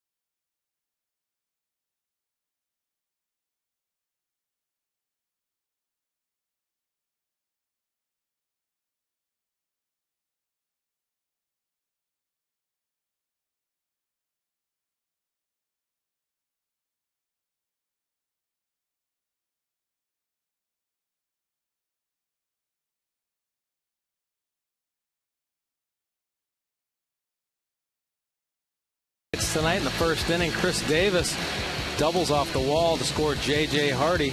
Then in the second, Wilson Bedeman, another double, scores Mark Reynolds. Really, the story's been Jake Arrieta. KKK, 3 in a row in the third inning. Really settled in and done a nice job tonight. Mark Reynolds 2 for 2 with 2 runs. Wilson Bedeman 1 for 1 with a double run and 2 RBIs. And Jake, 5 innings pitched, 5 hits, no earned runs, 1 walk, and 8 strikeouts. And all 8 of the strikeouts have been swinging strike threes. In that no decision in which he pitched real well in Washington, he had 9 strikeouts in 7 innings in that game.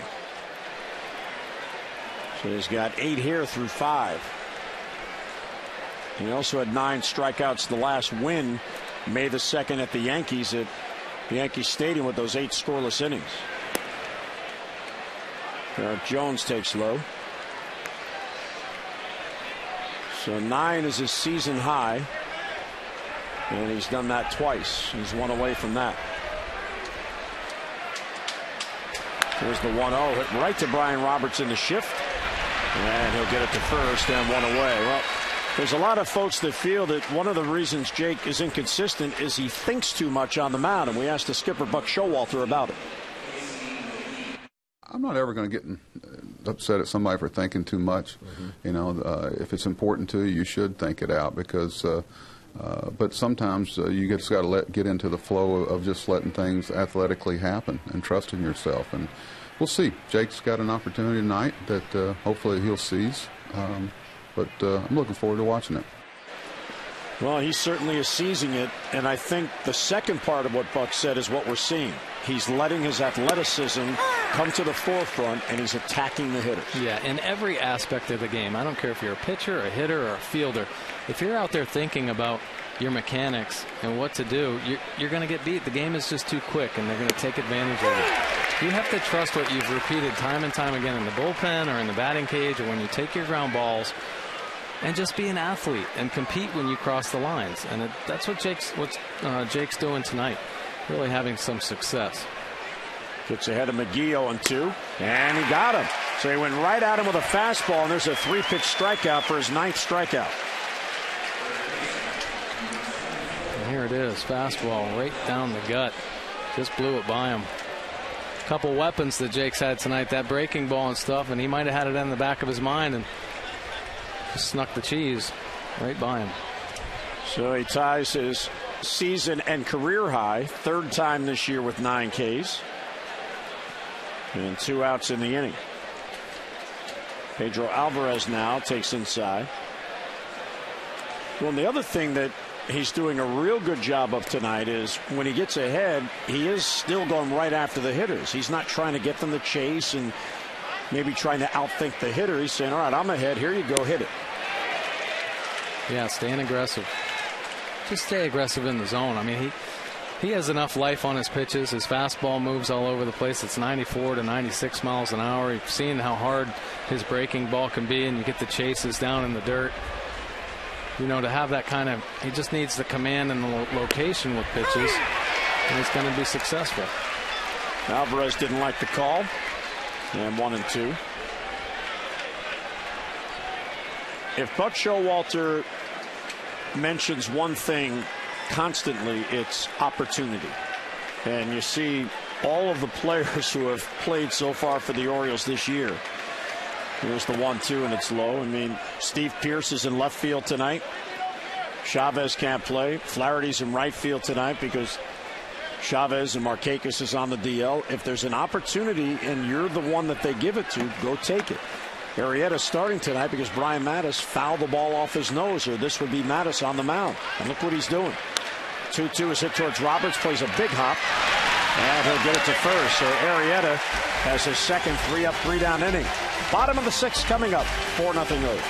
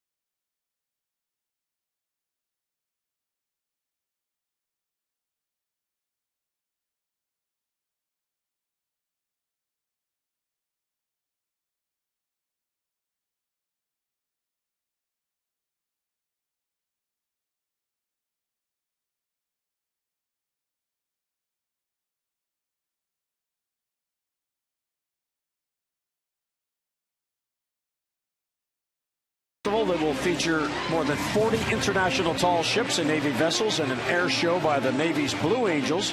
It marks the launch of the 3-year tourism push to commemorate the War of 1812, and the ships will be in Baltimore until Tuesday. All 3 will be available for tours Thursday until Monday. Hundreds of thousands of tourists are expected. The first 2 vessels came through just after 8 a.m. today were Canadian. And the first of the tall ships, led by the Pride of Baltimore 2, started to make their way in at noon as Wieters lines it to right field. Ships from Indonesia, Mexico, and Brazil are also part of celebration. And so many of the sailors out here at the game tonight enjoying baseball, and we're happy to have them.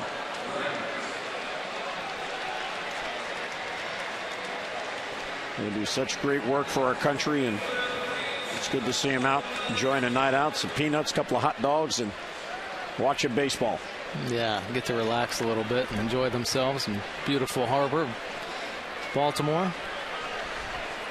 Here's Mark Reynolds. He's got a real good night going.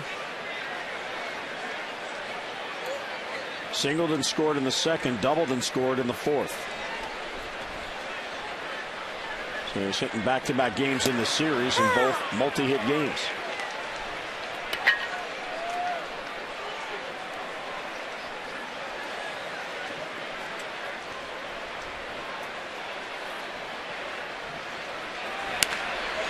Left field down the line, and it hooks back foul. He hung it, and he fouled him. Look at that beautiful sky.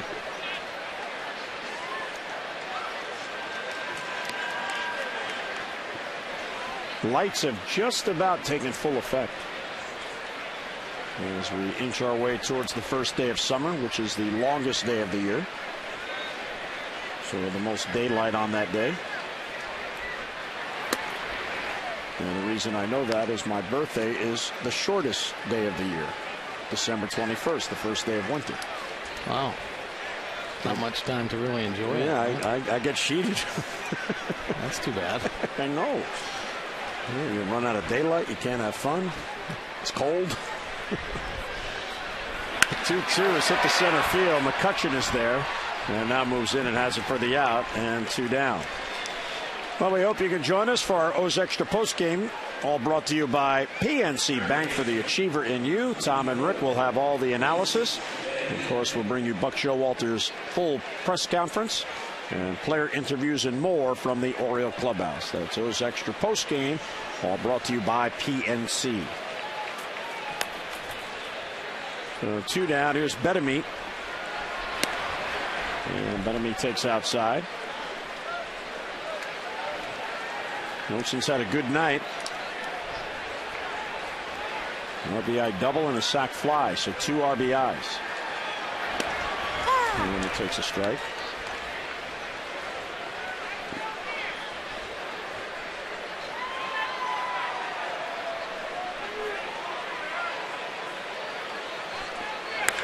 High fly ball to right.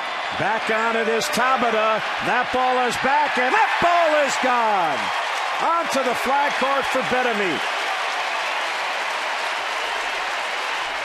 Have a night, Wilson. 3 RBIs and a 5-0 Oriole lead. Well, that's pretty nice right there, and that's got to make hitting coach Jim Presley pretty happy as well, because they were out on the field earlier today working on some stuff, an extra batting practice. And then for him to have automatic or instant results, instant success from the things that him and Presley were working on today is a really good sign. And there's a base hit up the middle for Steve Pearce. So it continues here as Pearce has his second base hit, and for Wilson Bettamy, it was home run number 8. Yeah, here's a look at his swing. Little breaking ball in the middle part of the plate. Jumps all over it. Pretty similar to the pitch that he hit the sac fly on, only he'd squared this one up. Deep, deep fly ball. Happy fan out there over the scoreboard. So the 12th home run allowed on the year by Correa, and for Bettamy, his 8th and a 3 RBI night. So he now has 26 RBIs. Davis has an RBI tonight. He has 29. Hardy has 28. Wieters has 27. Bedemeet now has 26. And there's Tony Watson getting loose in the bullpen.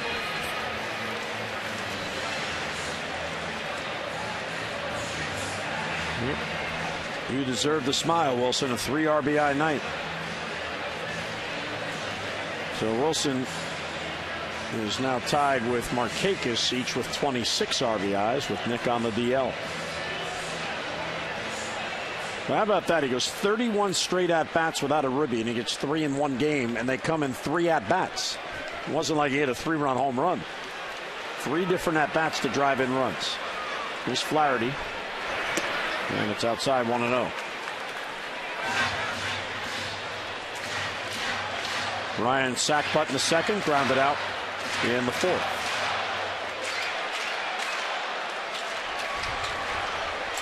A 5-0 Oriole lead in the sixth. Outside, ball 2.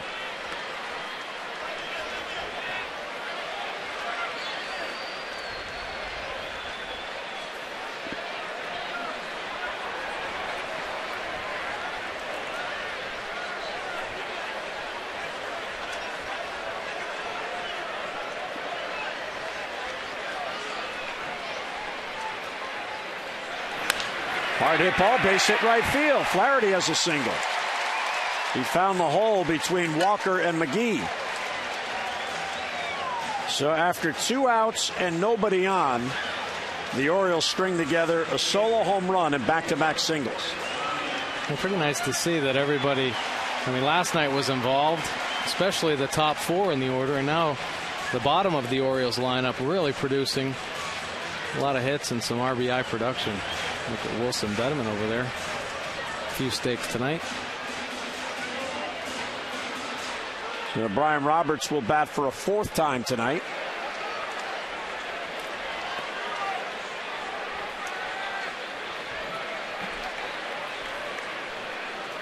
Two on and 2 down. And it's low 1-0.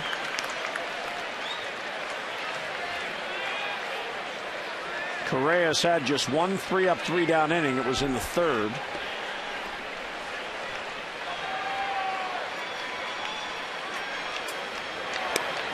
Ball 2.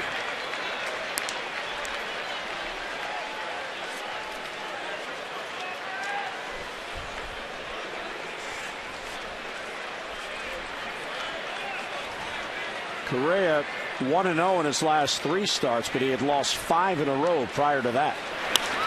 And a liner to left. It's going to hang for Presley, and he's got it for the out, and the inning ends. But the Orioles do add a run, an add-on run here in the 6th. Wilson Bedemeet to the flag court, his 8th on the year. Orioles with a 5-0 lead.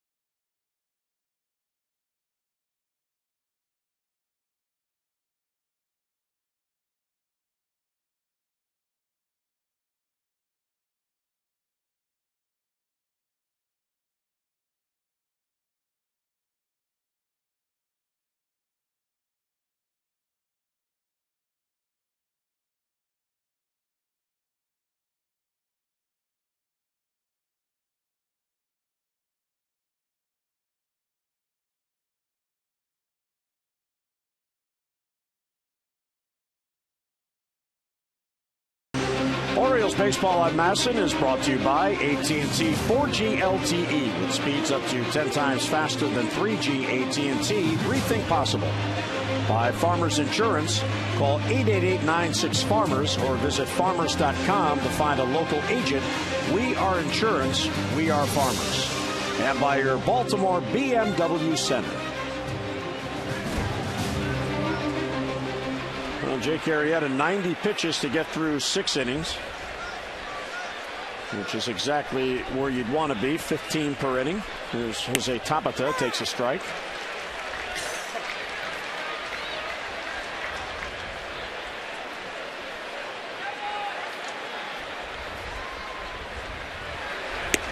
And it's off the plate outside, 1-1.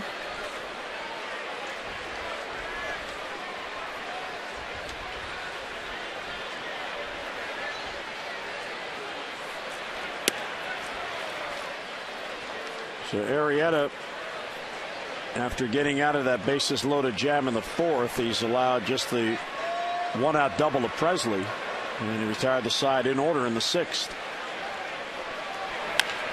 Slow roller towards third. This is going to be a tough play for Bedemeat, and he wisely holds on to it. So Tabata has a base hit on a swinging bunt and a leadoff single here in the 7th. Now the largest differential in ERAs between the starting staff and the bullpens, and you see the Orioles there 2.25. That is the 3rd biggest. But Jake Arrieta really is pitching very, very well tonight. So that number will come down. But this is the part of the game when you get to, because the Orioles bullpen has been so effective. If you have a lead this late, it's tough to come back on the Orioles. Yeah, you're right. And shoot, you're going to have that differential anyway when you have the best bullpen in the game, you know, and that of the Orioles. So obviously the starting pitching ERA would like to be better. Pretty nice to take a look at that Oriole bullpen out there, headed by Jim Johnson. A lot of great arms out there. Pitch to Barnes is there for a strike.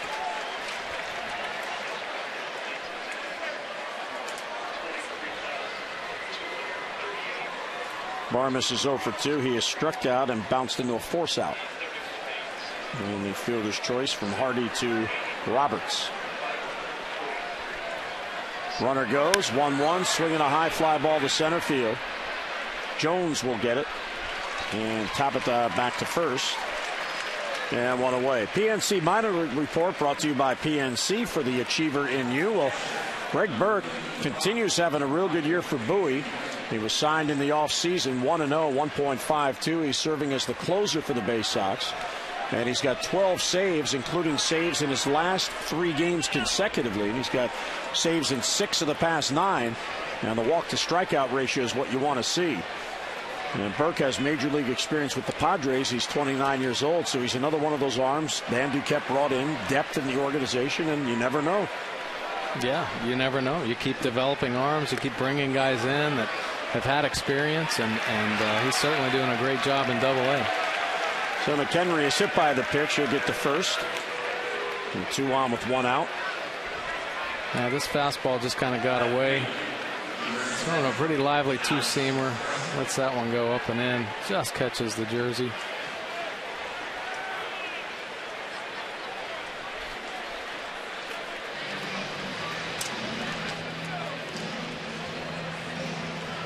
And McHenry down at first, pushing Tabata to second. The Orioles bullpen has been silent on the night.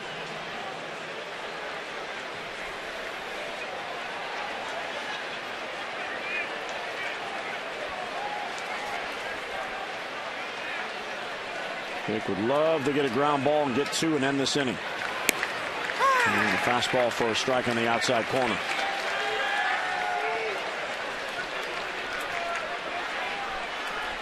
And Presley's been a tough out for him, though. He got him to pop up in the 1st inning, but he hit a line drive that Ryan Flaherty made that great diving play on in the 3rd, and then he hit the double to left field in the 5th.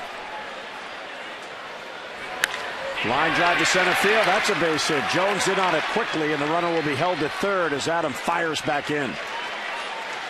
So once again, the bases are loaded. 100 pitches now on the night for Jake Arrieta.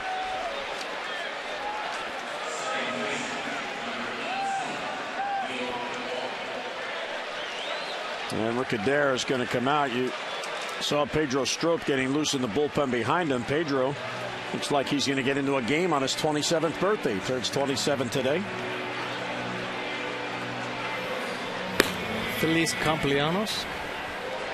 That means happy birthday. Oh. I'm impressed with your versatility. Yeah. Thank you. How about in Italian?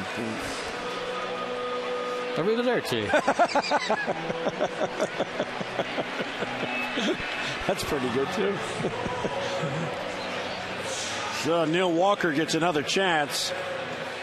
And this is one of those at-bats that you hate to see Neil Walker, the guy coming up, because he's not only 0 for 3 on the night, he has struck out all 3 times. And if you believe at all in law of averages. Yeah. So the base is loaded with 1 down. Adair back to the bench. Arrieta ready to work. And it's low and blocked by Wieters, 1-0.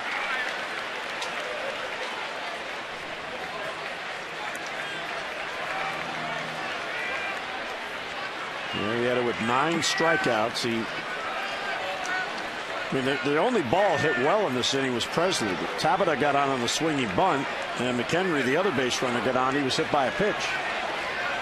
The 3rd hit batter on the year for Arrieta.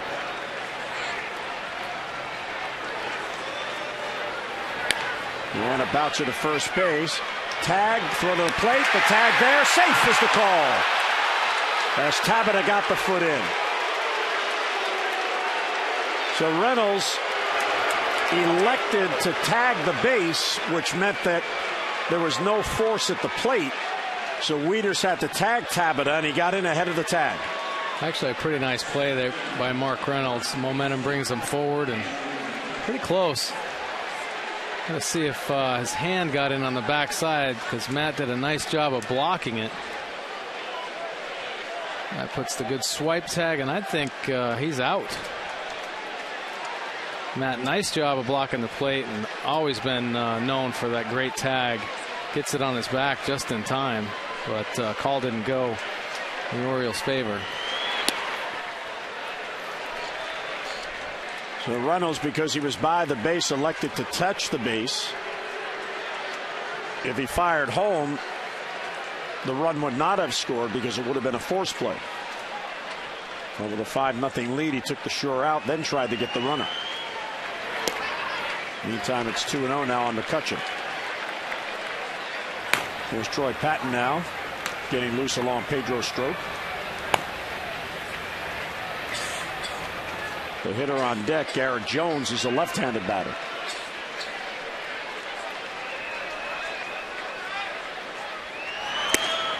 And a fastball for a strike.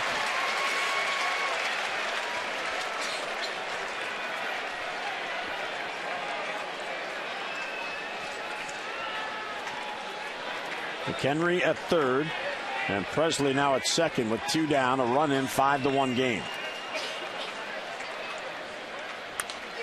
Foul back 2-2.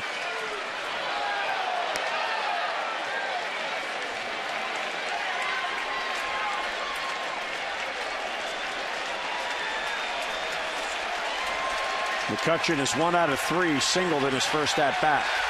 Fans are now getting behind Jake Arrieta.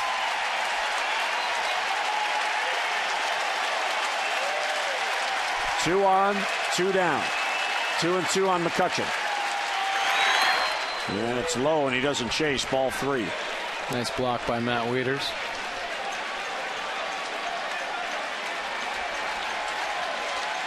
Gives the pitcher a good feeling when he can throw that pitch and trust that your catcher's going to be there for you to block it, make a play, especially with runners at 2nd and 3rd.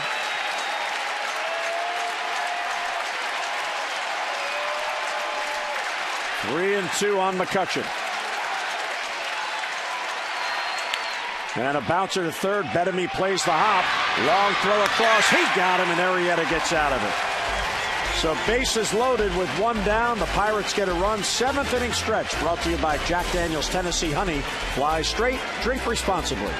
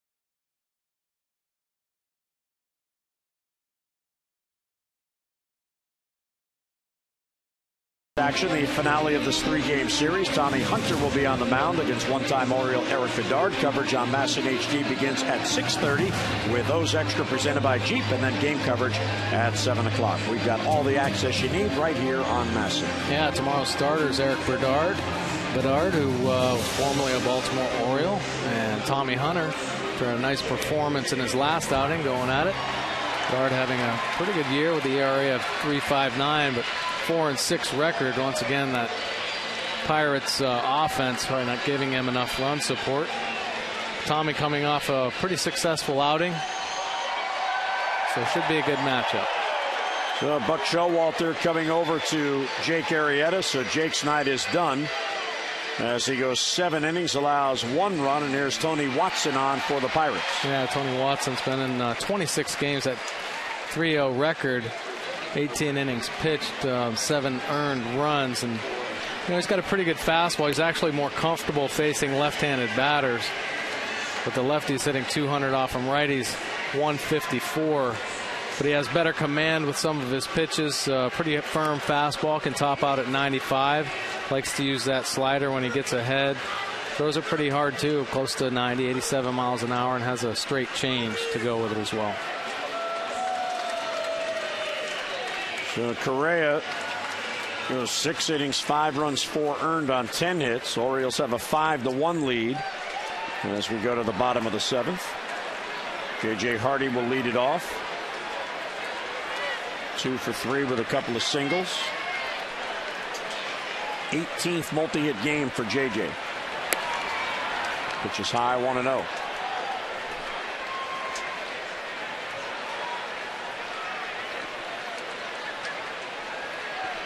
Hardy, Davis, Jones in the 7th.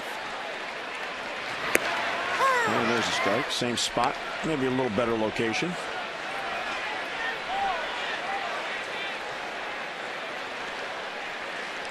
Watson, one of 2 left-handers in the Pirates bullpen.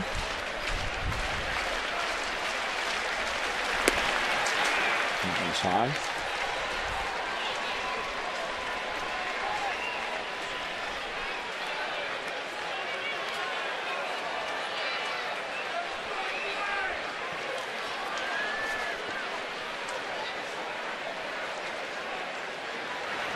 And inside ball 3.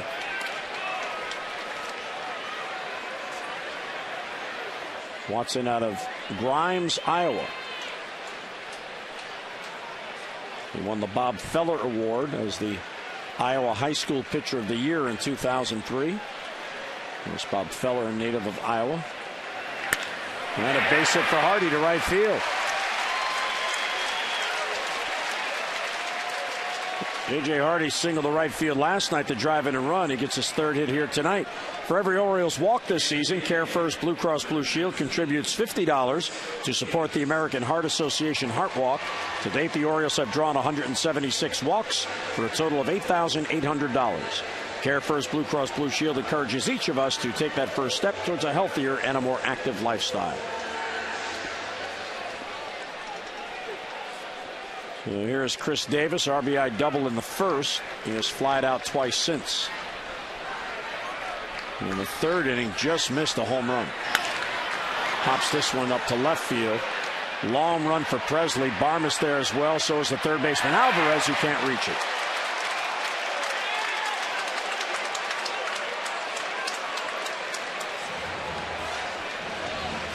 Chris Davis pretty fortunate here. Alvarez not very comfortable over there. Got on that warning track and kind of sensed the wall a little bit too soon. Kind of gave up. Got a little tentative.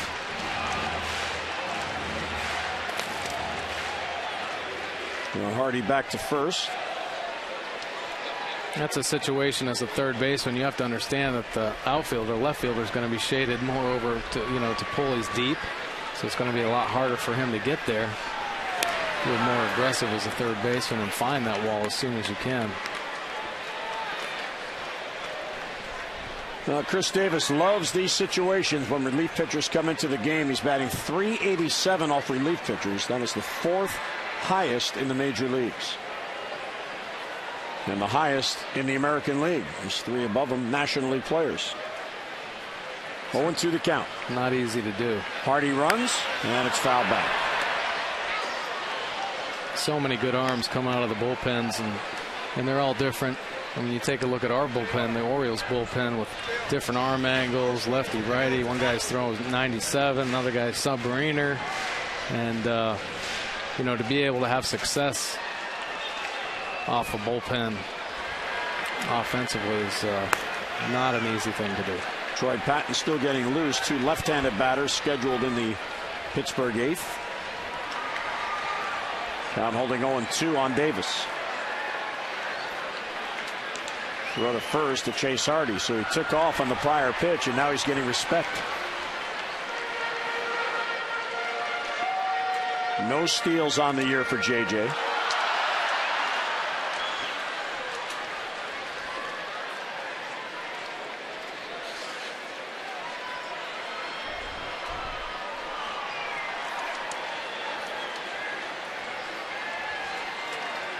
Going through the count to Chris Davis. And sails outside, 1-2. The Orioles began the night in a real tight race in the East. The Yankees are red hot. They've won 5 in a row and 8 out of 10. The Yankees have a 1-game lead on the Orioles and the Rays.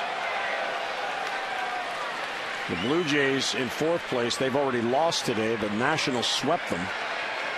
Strasburg beat them today, so the Jays have lost 3 in a row, and they're now a game under 500.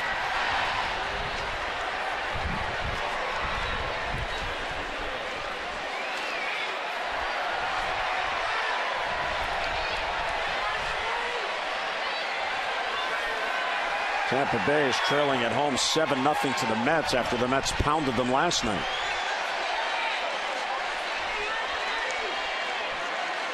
One and 2 on Davis. Watson really taking his time. High fly ball to right. Back on it. Tabata. Back it goes. And it's gone. It just got out. On a broken bat, Chris Davis hits a home run. How strong is he? A 2-run shot. And it's a 7-1 Oriole lead. Yeah, the bat head went into the Orioles dugout. Unbelievable. That's one of the most impressive home runs I've ever seen.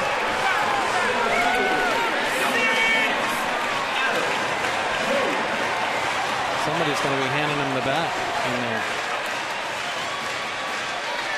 Well, Davis has a 3 RBI night. That's his 12th home run.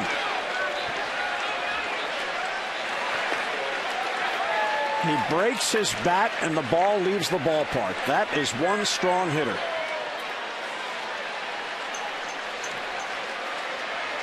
Adam Jones now. And there's a strike. Well, here's take a look at the swing. A breaking ball. Boy, it looks like he gets it on the good part of the bat. The bat just shatters and flies into the dugout. Everybody goes ducking. Man, oh man.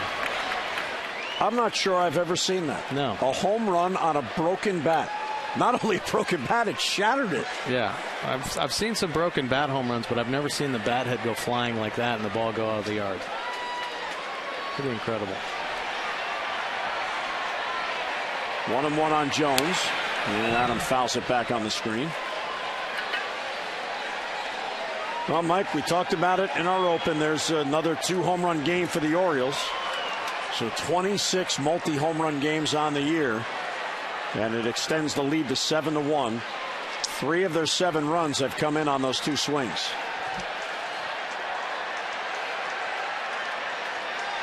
Yeah, see, Chris can tease his teammates to duck because he was safely on the field. Yeah. That barrel was flying into the dugout. Yeah, I think it almost got Ryan Flaherty in there. Everybody was admiring the flight of the ball.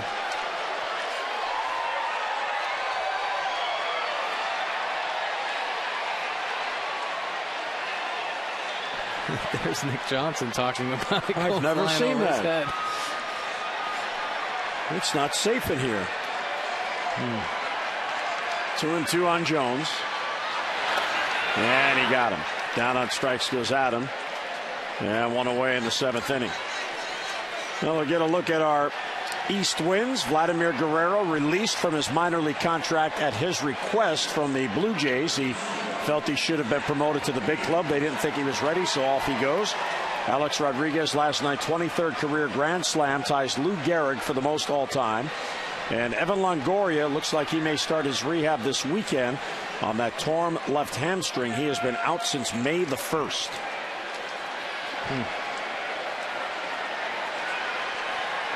Yeah, hamstring injuries are pretty tough. Got to re-break up some scar tissue in there. It's just an ongoing process, and a lot of players that have had hamstring problems, they tend to stay with them for a long time. Of course, Endy Chavez on the sideline tonight with the hamstring problem.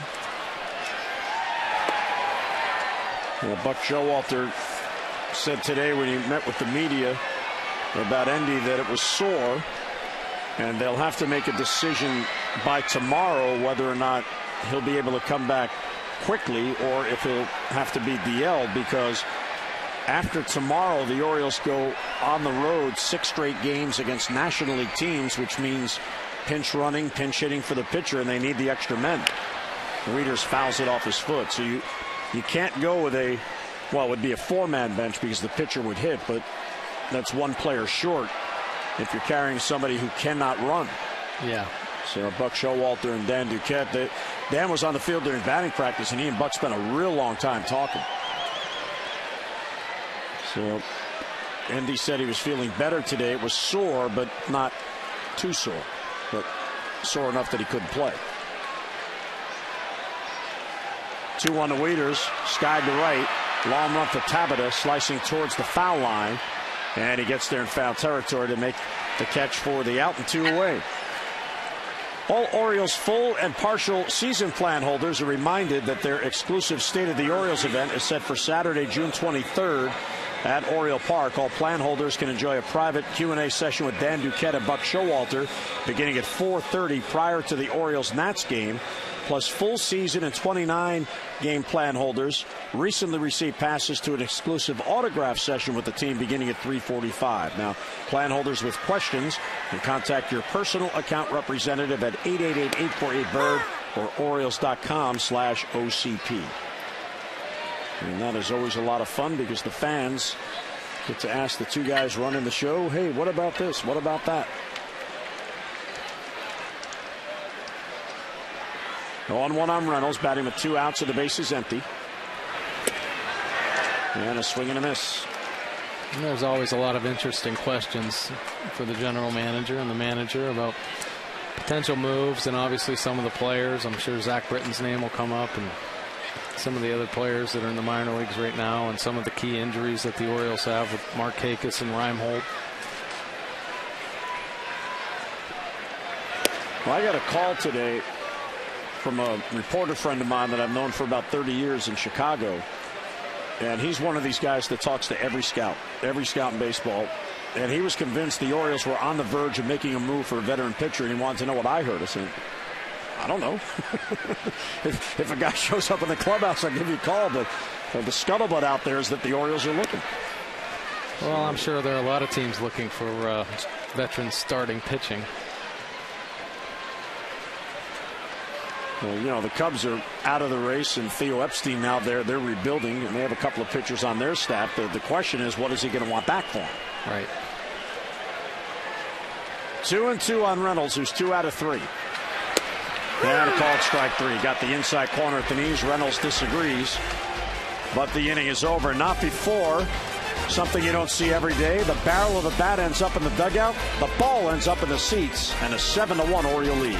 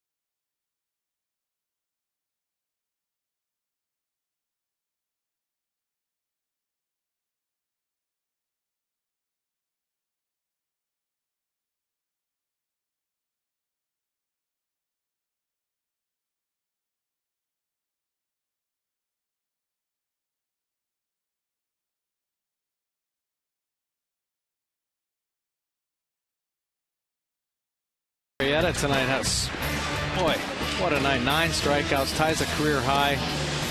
Here he is. The breaking ball was working. He was able to spot his fastball, so he had that fastball command. Able to get himself out of some big jams as well. So this hopefully was a turning point for Jake Arrieta.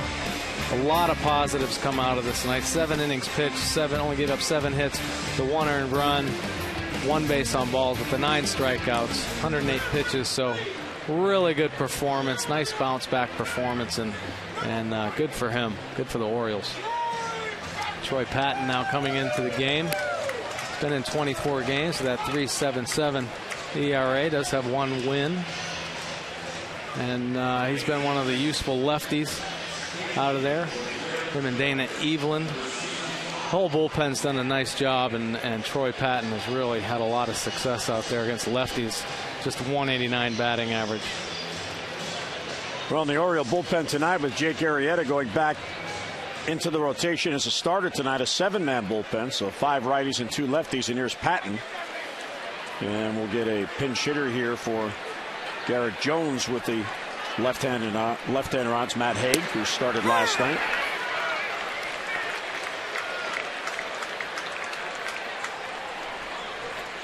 So Clint Hurdle goes to his bench.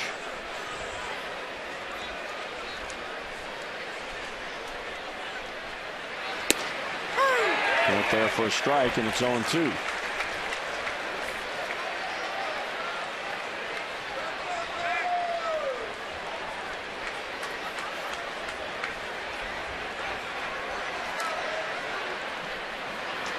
Patton's having a real good year. I remember back in spring training there was a lot of talk. Well, you know, he's out of options. He's probably going to make the team, but he earned his way onto the team regardless of that, and he's been pitching very well. He has been, and I think the whole spring training was set up perfectly for all the pitchers. Just so much competition, and he certainly earned a spot. And he gets a strikeout of Haig and 1 away. That is the 10th Pirate to strike out in this game. Well, with 10 strikeouts so far tonight, Wesley has won a total of $1,500 from the Maryland Lottery. For your chance to be the Maryland Lottery contestant of the game, play Strike It Rich scratch-offs and enter your non-winning ticket codes at mdlottery.com/strikeitRich. Way to go, Wesley. Cha-ching. You can thank the Pirates. Casey McGee takes outside. Patton last worked on Sunday, so he's well rested. Pitched a couple of scoreless innings in the Orioles win on Sunday. He's only allowed runs in 1 of his last 6 appearances. That ball's cued the other way. There's going to be a tough play for Brian Roberts. He gets to it, throws it, he got it. And Brian Roberts, nicely done, and 2 away. Time now for you to text in your vote for the AT&T Player of the Game, and here are the candidates. Jake Arrieta, 7 innings, 1 run, stands to pick up the win. How about Wilson Betemit? Betemit's got a home run and a 3 RBI night. Or Chris Davis.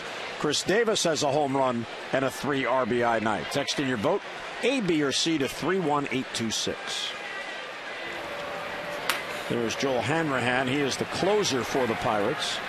And it looks like he'll come on to get an inning of work as Alvarez fouls it off. Nice play there by Brian Roberts. He was shaded way up the middle, had to range over, making a point that looks like he's in great shape, moving around really well out in the field.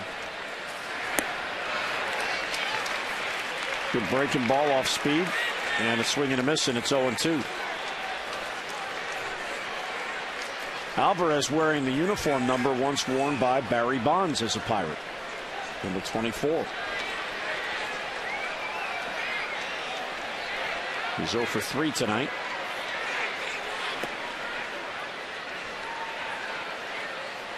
The Pirates have not had a winning season since Barry Bonds left and went to San Francisco following the '92 season. And when he went to San Francisco, he couldn't get number 24. Although he tried. 1-2 pitches lined and right to Brian Roberts. A soft line drive and a 3-up, 3-down inning for Troy Patton. Bottom of the 8th coming up. 7-1 Orioles.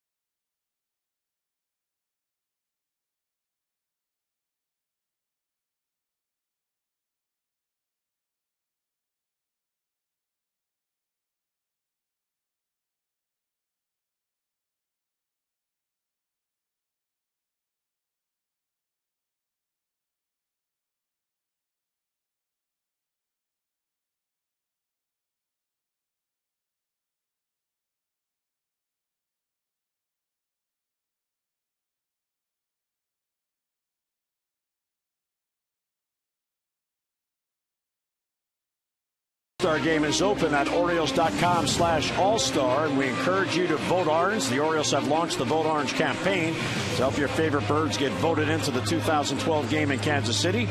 Adam Jones and Matt Wieters are very close at their position. Several Orioles are also in the mix.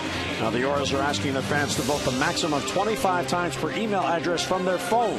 And fans who vote can visit any fan assistance center at the ballpark and receive an I Voted Vote Orange campaign sticker, as well as a voucher for $5 off future ticket purchases at the box office. So get online, Orioles.com/All-Star, and help send your favorite Orioles to the Midsummer Classic this year to be played in Kansas City.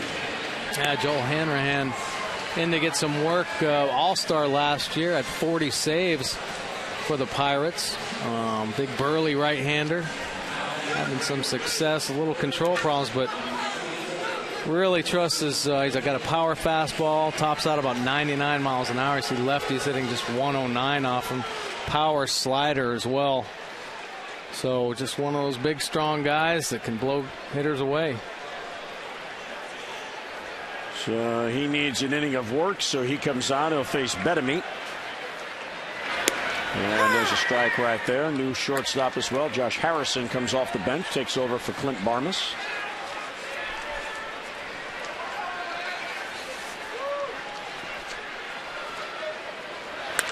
And a ground ball towards the hole. There's a base hit to left field.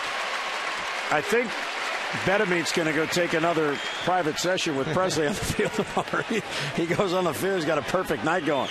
This copyrighted telecast is presented by authority of the Orioles and may not be reproduced or retransmitted in any form, and the accounts and descriptions of this game may not be disseminated without the express written consent of the Orioles.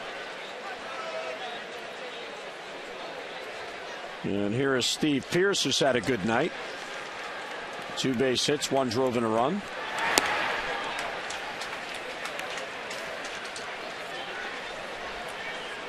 Pedro Strop getting loose once again. Non-save situation. There's a ball cued to second base. Walker charges, goes to second there. Back to first is not in time, but Walker with quick hands gets the lead runner. Yeah, Walker made a nice play. Just get the lead out at second base. I don't think he had any intention when he made that feed that there was going to be a double play. He understood the speed of Pierce, so just get that lead out at second. And here's Ryan Flaherty, who was an observer on the bench when Chris Davis's bat went flying by. Unfortunately, it didn't hit him. Boy, it was close, though. But you think about that. When one of your teammates hits a ball you think is going out, everybody in that dugout is following the flight of the ball, not thinking the barrel of the bat's coming in at you. Yeah. I don't know how anybody even noticed it. Nick Johnson was the first one to duck, and I think he must have screamed. And then there was a rebound. It almost got Flaherty in the back. This was in the 7th inning. There went the ball. There go the eyes following the ball, and there goes the bat. And then somebody picked it up and yelled, and it went by Flaherty before he realized it. Never safe. Famous words of Terry Crowley. You're never safe. Doesn't matter where you are.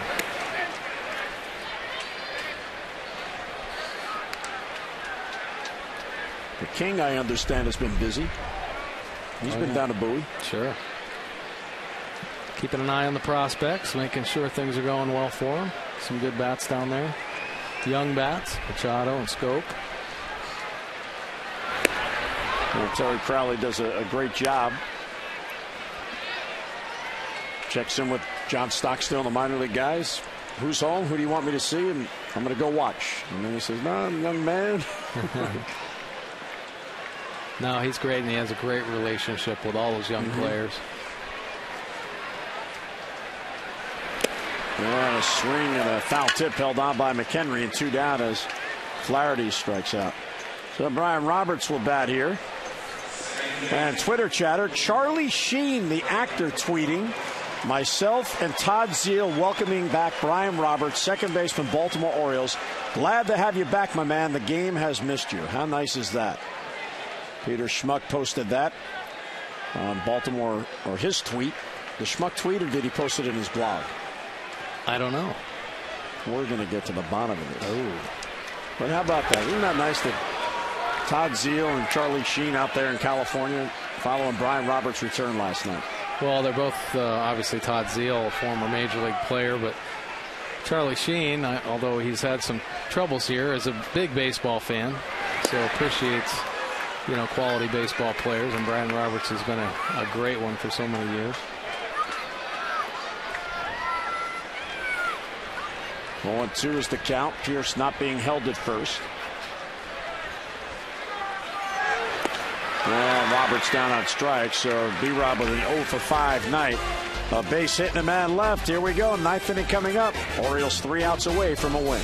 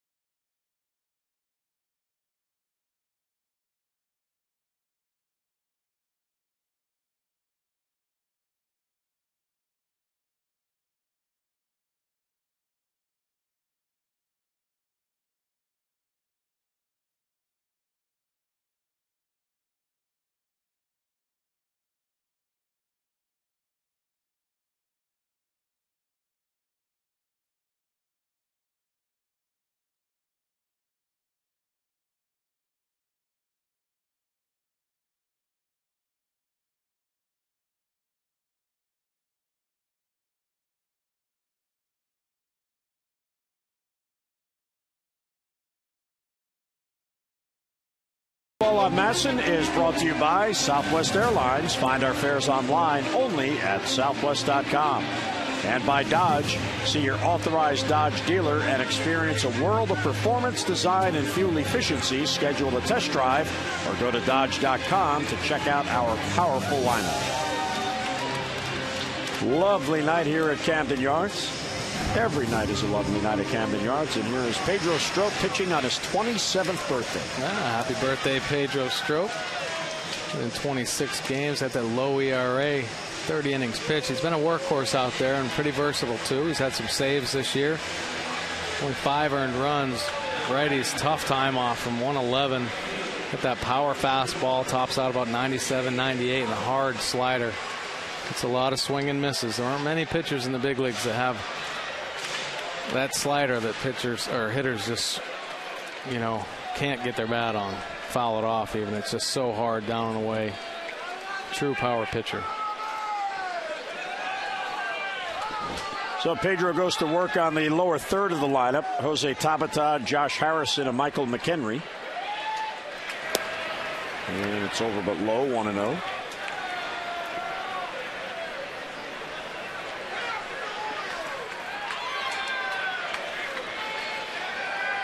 Tabata reached on an infield hit his last at bat and scored. And Strop a little wide of the plate, 2-0. You know, this night belonged to Jake Arrieta. He was fantastic. He got himself into 2 jams. One jam, he left the bases loaded, nobody scored. And in the 7th, he allowed only 1 run. Even though they had the bases loaded, as Strop falls behind 3-0.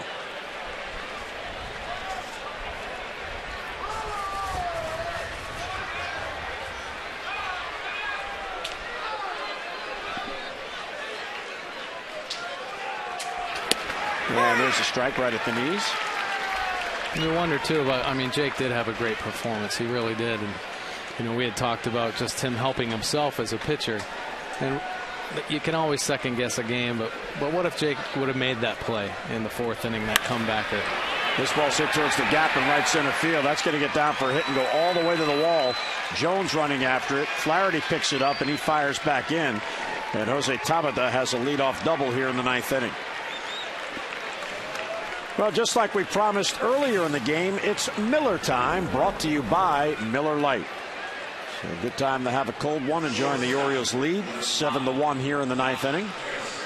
What a beautiful view of downtown.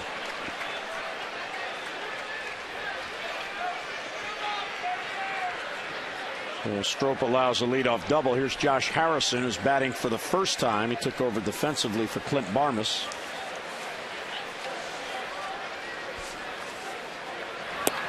And it's outside. Well, Pedro battling his command here. You see the numbers on Harrison. He's at .218, a home run, 8 RBIs.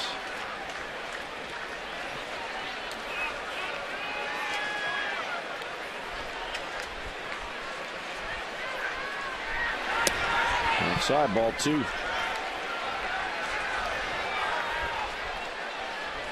Harrison, drafted by the Cubs in 2008 out of the University of Cincinnati, and then was traded to the Pirates the following year, July of 2009. He was an A ball with the Cubs and he was traded. Reader's out to talk to Strop, who has fallen behind deep each of the first 2 batters. Yeah, he got hurt. He fell behind to Tabata. Had to lay a 3-1 fastball in there, and Tabata drove it to right center. Falling behind here again, not just trying to settle him down. Get back in the strike zone. 3-0 the count. And there's a 4-pitch walk, so the first 2 have reached here in the 9th inning. Here's an update on the voting for the AT&T Player of the Game, and Jake Arrieta off the 7 strong innings in the lead. There is still time to vote. Text in your vote now and have your voice heard, A, B, or C, to 31826, and Tom and Rick will have the results coming up on O's Extra Postgame. So Rick Adair out for a chat with Pedro. There are some theories that certain relief pitchers, when they come into games where there's a big lead for their team, they don't have the same intensity level. They all concentrate, so it's not concentration, but the intensity level to go after the hitters. Right, just the mindset. Yeah, he's used to coming into tighter ball games at the end of the ball game, being the setup man for Jim Johnson. You know, and this is a situation here where he needs some work, and there is a comfortable lead. But I think when you're in those roles, you should really try to take the mound with the same approach every night. And that was close, but it missed, 1-0. He last worked on Saturday, allowed a run on 3 hits to the Phillies.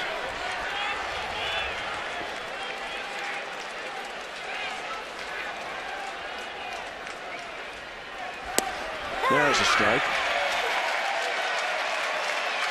See, he just settled down and threw a 98-mile-an-hour fastball at the knees.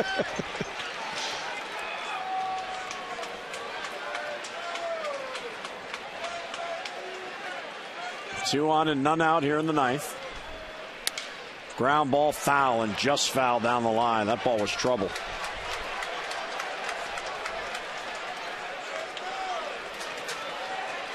McHenry broke the bat.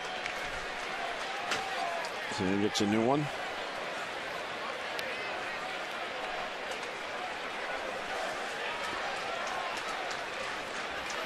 McHenry breaks his bat and hits a dribbler down the first base line. And Chris Davis breaks his bat.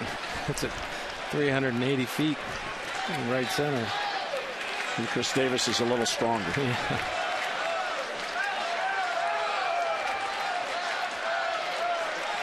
Two-run home run, a 3 RBI night, and now it's 12 round trippers. 1-2 on McHenry. And a called strike 3, a breaking ball. McHenry ducked, and it broke back in over the plate for a strike. 1 down. Well, that's pretty nasty right there. His release point, it looks like it's going to be a fastball up and in his zone, 98 miles an hour, and he just bails. And that ball just bites back over the plate. Huh. And Wieters nicely framing it. Yeah, brings it back down in there. Well, with the hitter McHenry ducking, the umpire, all he saw was the ball. Yeah. Looked good to him. Here's Presley. And it's high, a fastball, 1-0.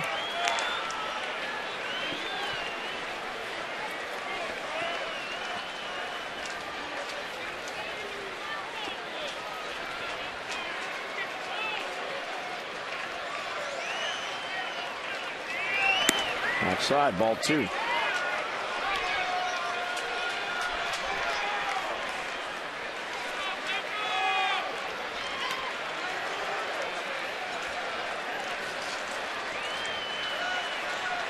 Presley is 2 out of 4, double and a single.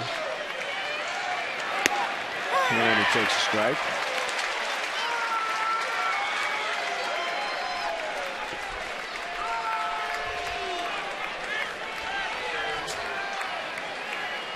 Orioles trying to go 10 above 500.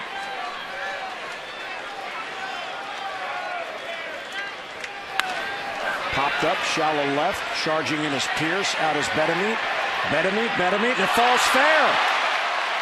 And a throw to third, and they get a force with Strop over there covering. An alert play by Strop to get over there, and they get an out as that ball fell in. Bedemeet did everything but catch the ball. He went there, he got to it, and the ball just fell in. Right, he did a nice job with just running to the spot, but he just picked the wrong spot.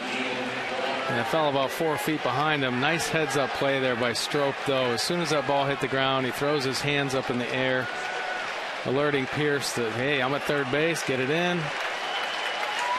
And he does. And makes a nice play there, nice pick. Good job by Pedro Strop to help himself. With 2 down, here's Walker. And a strike. Boy, you're right. That is such an alert play by Pedro. Instead of being a spectator, he saw the base empty and ran over to cover, not thinking there was going to be a play. Yeah, nice job. And he actually put his hands up, alerting Pierce. Ground ball to second. This should do it. Brian Roberts gets it to first, and the Orioles have won the first 2 in this series, and they run their winning streak to 4 straight games. And the Birds improved to 10 games above 500. So a double, a walk, and 2 left. Final score at Camden Yards.